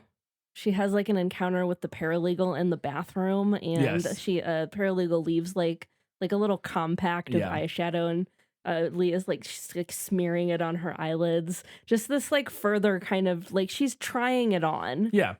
She's trying on this new identity and this more like adult identity. Very interesting. Yep, for sure. The scene where he spanks her, where he calls her into the office. And I don't know, do we mention this now? This is directly from the book. Like he calls her. You said that earlier. You said the spanking scene and the masturbation scene were like both directly. Like he calls her into the office, and has her like bend over and read aloud the letter that she typed. Yeah, with the typos. And in the movie, he tells her to bend over the desk, and she says, "I don't understand." And he says, "There's nothing to understand. Bend over." Guess what, kids? That's it. That's it. That's the dynamic. Yeah. Yep. No, that's it. No, again, this movie in very few words, very little work demonstrates the fact that it understands far more about this world than 50 Shades ever did. Among other projects as well. Yes. Yeah. I really liked the scene where she's trying to goad him with her typos, where she's like made mistakes in a letter and she's like trying to shove it under his nose. Yes. Like, look at my typos. Yes. Don't you want to fix my typos? Also, I loved the little detail with that typo that she writes sincerely, but she spells it Lee, L-E-E, Yes. sincerely, Yeah. which I thought was great. I was like, she should just keep doing that. That's like a fun little like Easter egg. If your name's Lee, it's a receptionist, sincere Lee, and then The scene where he masturbates on her. Yeah. We've discussed that there was one subtle change from the book that I wanted to talk about. So he says in the movie, when she bends over, he's like, don't worry, or he's like, are you worried I'm going to fuck you? Yeah. I'm not going to fuck you. Yeah. Subtle change, maybe not so subtle. Small change, maybe not subtle change. Yeah. Single word change. In the book, the lawyer says, are you worried I'm going to rape you? Don't worry, I'm not going to rape you. I don't want that. Yeah. No, that is a small, because I mean, it's definitely, because it especially works in the movie, at least, because he knows that, like, at this point, she is very much into the, she wants to be with him, and he is aware of this. So, yeah, it is, it makes, it's a small change that makes sense in the context of the film, I guess, There's a quick montage after he stops like engaging in that dynamic with her, or maybe it's after he fires her. I don't remember exactly. Where she's trying to find another Tom. I believe it's after he fires. Yeah. And we see her like run through the gamut of all these like dudes who do not fit the bill. Yes. A guy who like starts like grabbing her nipples on the way to the car, like as soon as they've met. And then I don't remember what all the other ones were, but one of them was a guy. One of them is not a dom. He's very clearly a sub. Clearly a sub. He's like wants her. He's like she ties him to an. I love the specific randomness because that's the other thing that the movie gets is like he wants her to. He like ties him to an open lit oven or something like the like oven he's tied to the oven and it's like the burners are turned on, but he's not tied to like the burners. No, he's not like being burned. He's just like tied to a stove with the burners on, and then he wants her to throw tomatoes at him and like call it something. I can't remember, but it's very funny. And then the last thing here, there is a super brief scene when she mentions that they got married. Where they're like on their honeymoon and they're in a forest and she's tied. I knew you would appreciate this moment. Gee, thanks for the call out. Sorry, specifically what she's wearing. Yeah, is what I was. She's tied to a tree while he's fucking her, and she's wearing a black wedding dress and veil. That's what I was referencing was the black wedding dress and veil. All right, let's go ahead and find out what the movie nailed. As I expected, practically perfect in every way. She does take a typing class, our main character. A thing that no longer exists. No. A typewriter typing class. Yeah. I don't even know if you can take like a typing class. I guess you probably can somewhere. I don't know. Maybe at like a community college or something. I don't know. There's a tweet I saw the other day that I thought was pretty funny. It's kind of references to this. I don't even know how accurate it is. It might not be, so take it with a grain of salt. But I just thought it was funny because it felt accurate to me, but it might not be. Somebody said it's fascinating that we created exactly one generation that knows how to use computers, and it's like our generation. like the generation before us grew up before computers. The generation after us grew up just with phones. Yeah. And so it's like literally millennials, like some Gen X millennials and some like, later like some older Gen Z or whatever. It's like basically one generation knows how to actually use like real computers. I feel like that's the real generational divide. Like, can you use a computer? Okay. Yeah. You're in this generation. Yeah.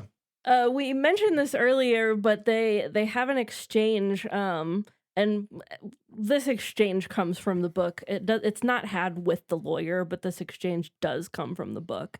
She has it with another person in a different interview, where the person says like, "Well, you'll be bored at this job," and she says, "I want to be bored." Yeah, and she has a similar exchange with him.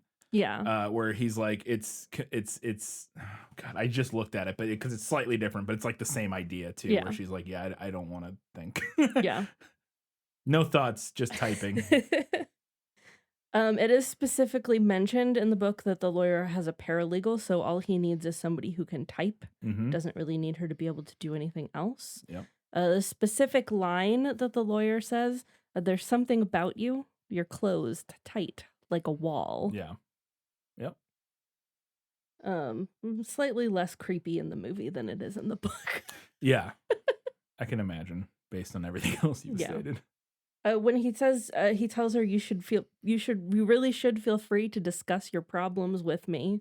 Mm-hmm. Weird thing for it a is boss a very to say to an employee. Again, just to stress again that there's even as we praise this movie and some of its depictions of a lot of things, it's still lots of problematic stuff. You should not model relationships on this movie. And that does come directly from the book, which again is more is doing a different thing than what the movie is. We talked about the scene where he spanks her while she reads the letter. That is directly from the book. Speaking of that spanking scene, a thing that I almost mentioned in the prequel because I saw it in the notes, but I just wanted to throw it out there because I thought it was interesting, is in the IMDb fun facts, there was a thing that said that Maggie Gyllenhaal was offered a like a pad to wear, like padded shorts, I guess, to wear for that scene, and she refused. So, I don't know. There you go. All right. Well, there's that. You do you, girl. I support your decisions. She does masturbate in the bathroom at work. Mm-hmm. And does she stick like the letter on the wall? No. And look at it? Okay. No. I thought that was interesting. She's got like little like the little like rings. What are I don't know what those are. They're the things that go around like a hole in like a manila envelope to keep it from ripping. Like like when you hole punch something, you put the little sticker rings. I can't think of what they're called off the top. But she's got those all over the paper. I feel like I used to know what they were called, and I no longer do. But yeah, she uses those to stick it to the wall. I thought it was fun. Yeah. And I mentioned earlier that he does, when she leaves the job, he pays her more than what he owes her in both the book and the movie. But she has like a little monologue about it where she's like, I thought about tearing up the check, but I didn't. And I felt like I was doing the right thing. And that's directly from the book. All right, we got a handful of odds and ends before we get to the final verdict.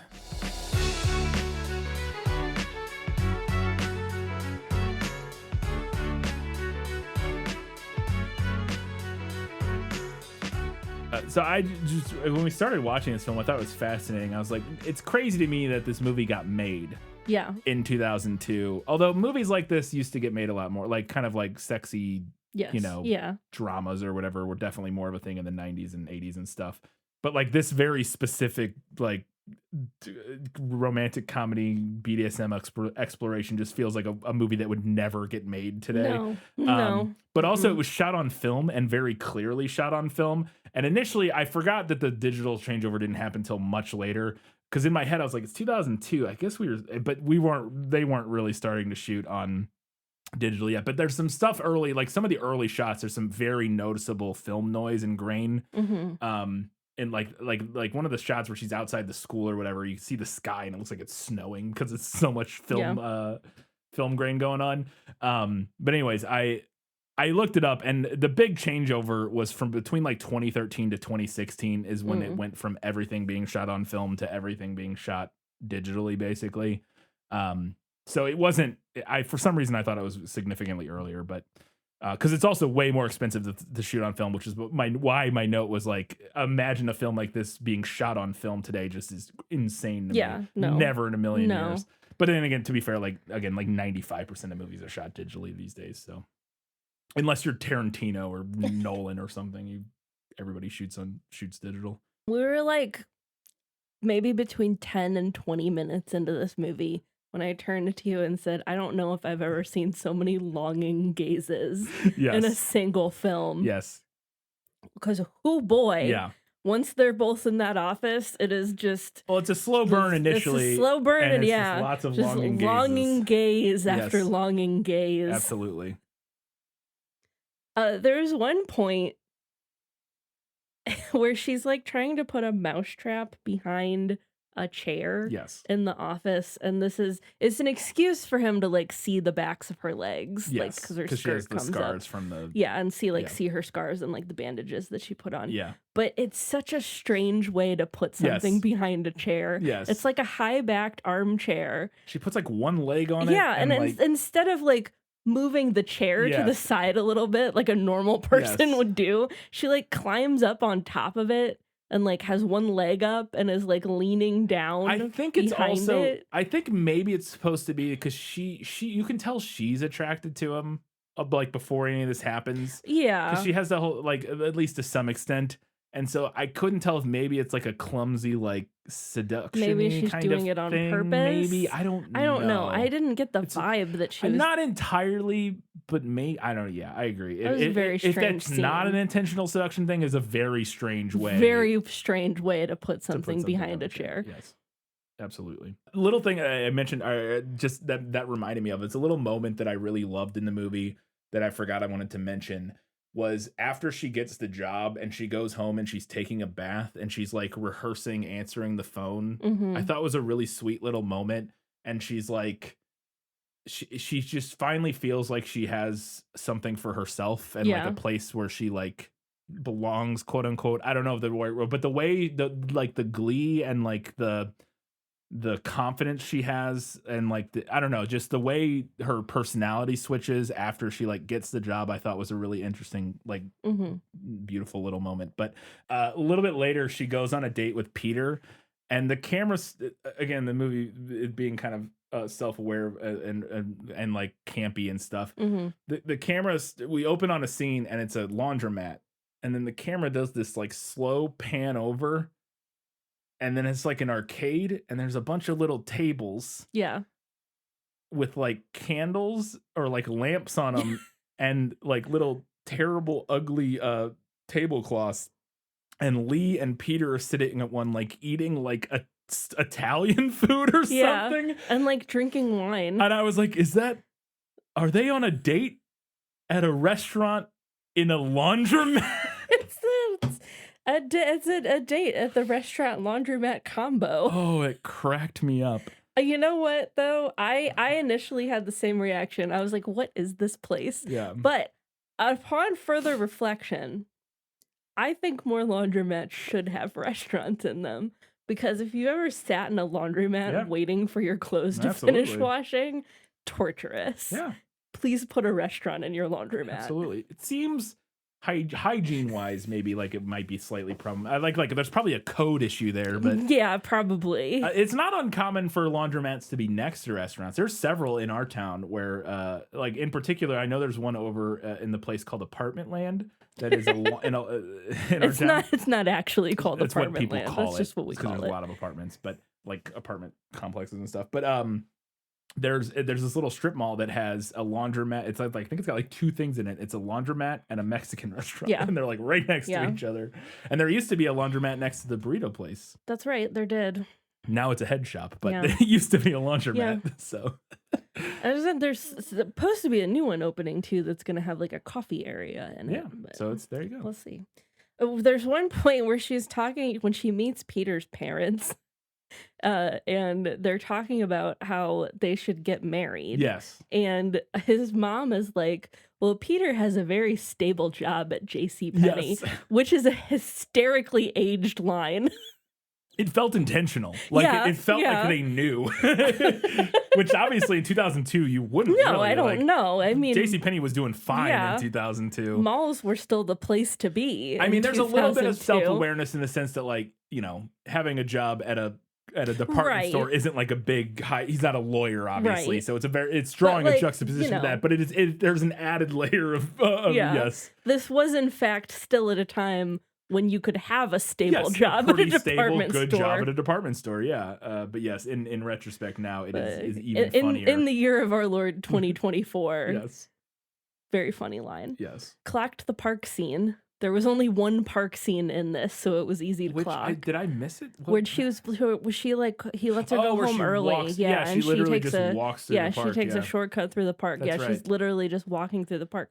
So they could have shot it in like 10 minutes. Yeah, I thought maybe something risque was going to happen in the park scene, but it's literally just she her walks walking through the through. middle of the park. Yeah. Yeah, you're probably right. It probably did not take them long at all to shoot that. Yeah. So I understand. Well, because it's a big wide shot. It's not like they set up any lights. Yeah. You would be able they literally just had a camera, I think. Yeah. Maybe something somewhere, but yeah, they probably shot it incredibly quickly. I thought Maggie Gyllenhaal was fantastic in this. Yeah. I thought James Spader was good. Not the best I'd ever seen him, but then I will say that was what I wrote initially. As I thought more on it, I think I maybe like initially was underselling Spader's performance or underappreciating his performance a little bit, because I think I went in expecting Robert California. Yeah. Because that's, and like specifically that cadence and confidence that Robert California has. Yeah. Which, if you don't know, Robert California is the character James Spader plays on The Office in like the later seasons. I absolutely love Robert. I know people do not like the later seasons of The Office as much. I think it's fine. And in particular, I absolutely love Robert California on The Office. I think he's fucking hilarious. But I was expecting that, because that felt like the right kind of character to me initially. Like that, he's just nothing but like confidence and just like a self-assured, like kind of like neurotic. If you haven't seen him in The Office, he's like this. He's a very rich guy who incredibly self-confident, who just like reads people to filth on the spot. He's like the megalomaniac CEO. Yes, but who's like very intuitive and like can just like sense people's insecurities. And that was kind of what I was expecting from this character. So I was really expecting that performance. But Robert California, on more reflection, doesn't have the insecurity and self-loathing that this character needed. No. And so there was a thing that Spader was doing with this character that was slightly different. He has some of the same cadences and stuff because it's James Spader. He still sounds like James Spader. And that's just kind of how he talks, I think, from everything I've ever seen. Like freaking whatchamacallit sounds the killer robot from the second Avengers. What is in the second Avengers movie, the robot they make is James Spader, and he talks the same way. Like that's just how James Spader talks, I think.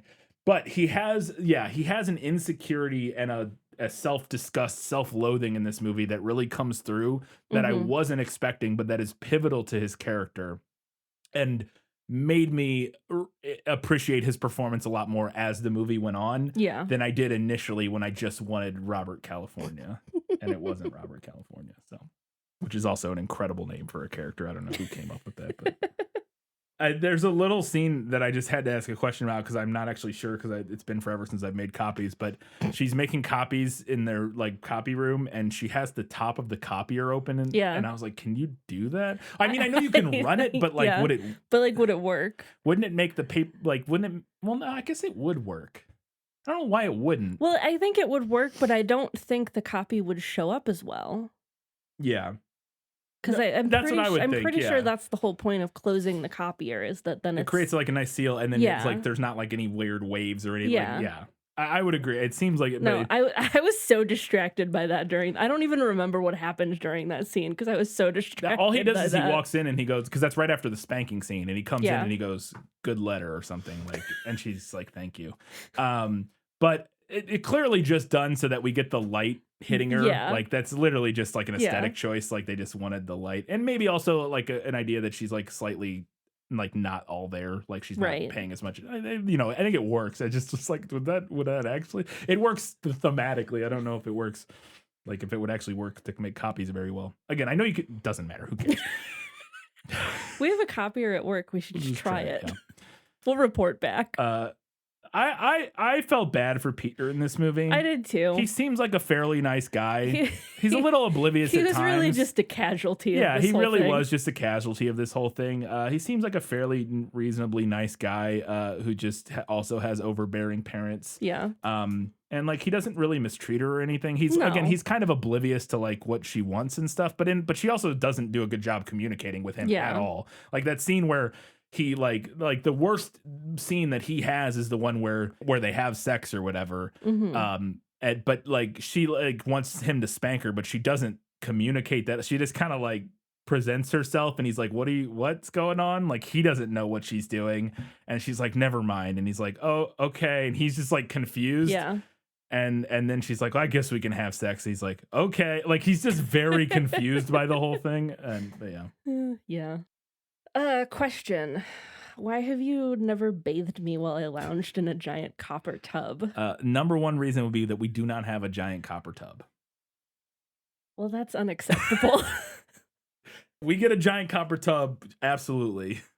Okay. I went ahead and collected all of our disparate. We each had a couple disparate odds and ends notes about 50 Shades of Grey. So I just went ahead and connected them all here.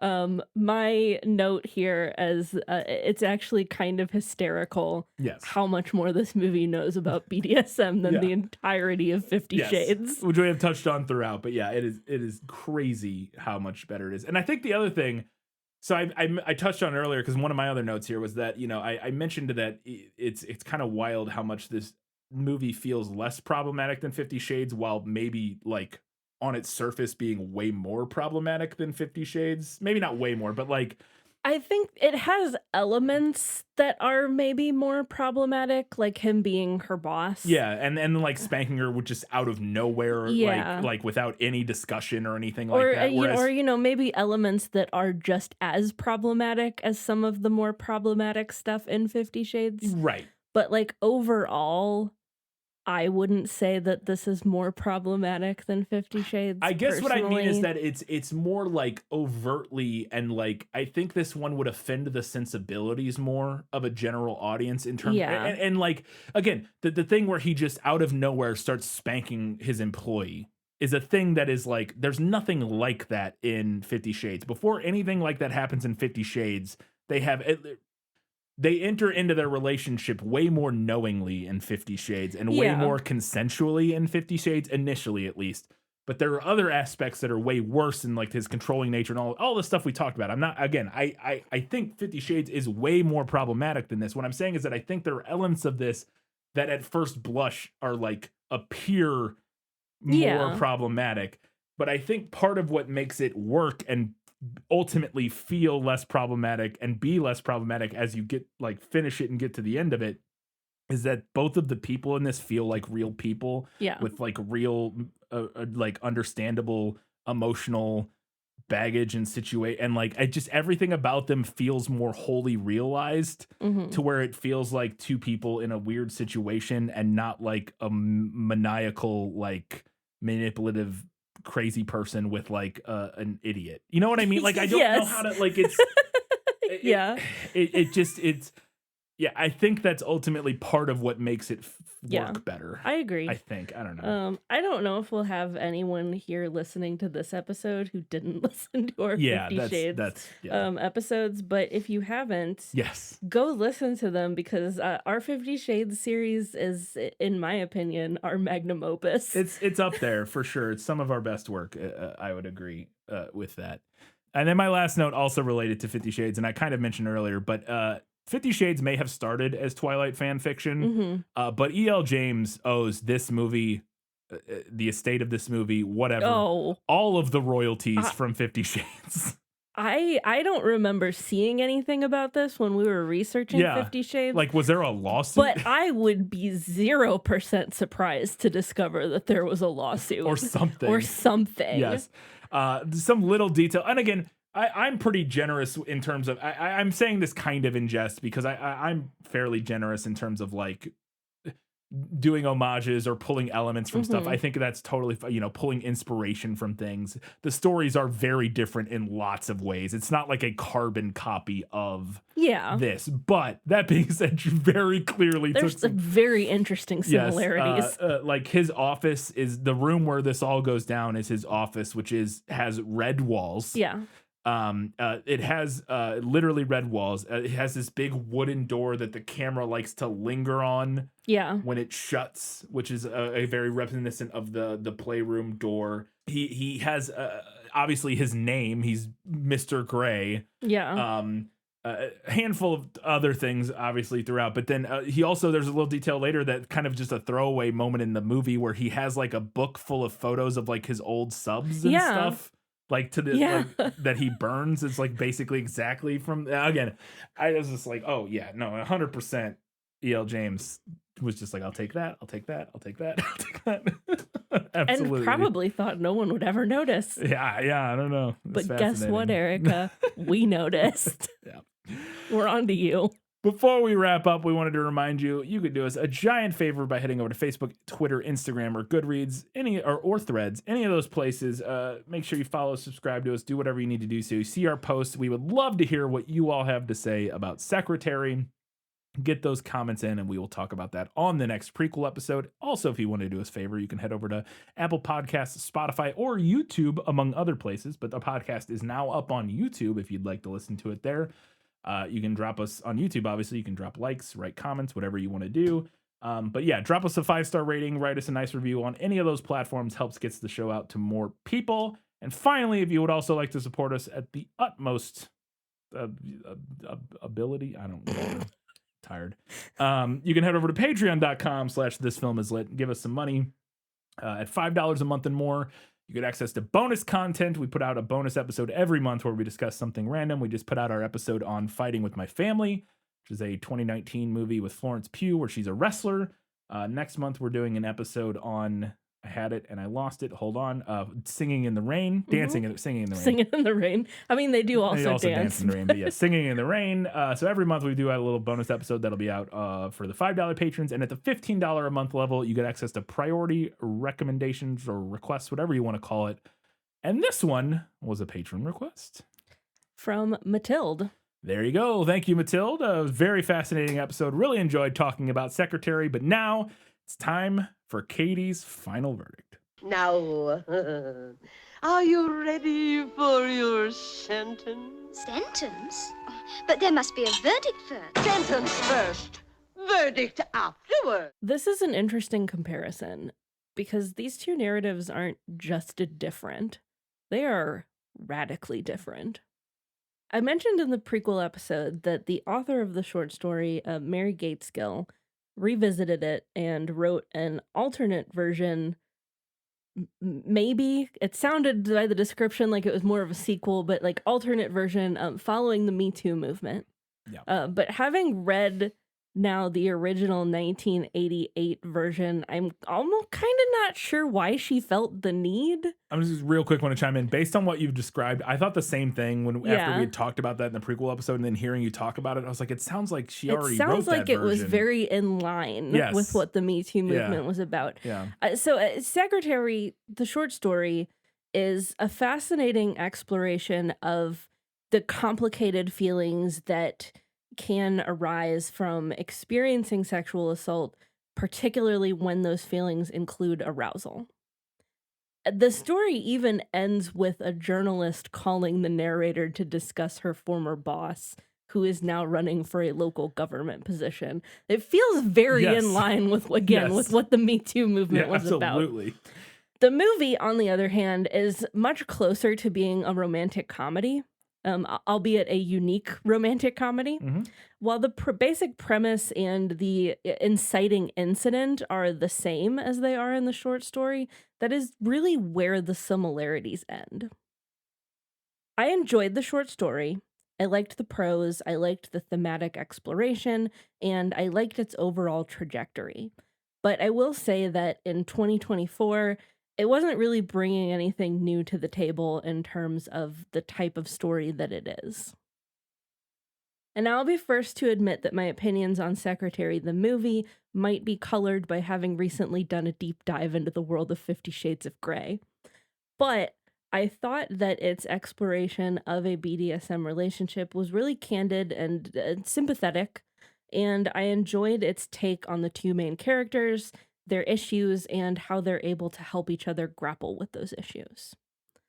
In this case, I would consider both the short story and the movie to be well worth your time, with the addendum of appropriate content warnings.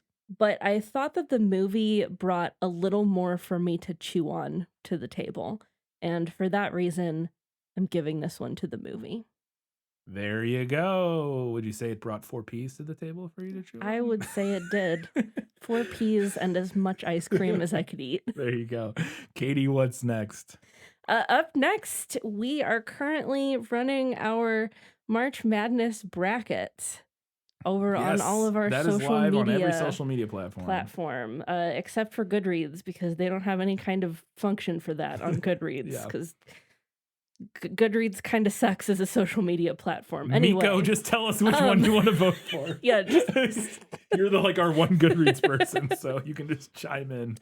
but we are going to be talking about Alice's Adventures in Wonderland, and also Alice Through the Looking Glass. Oh, okay. I decided to just go ahead and read both.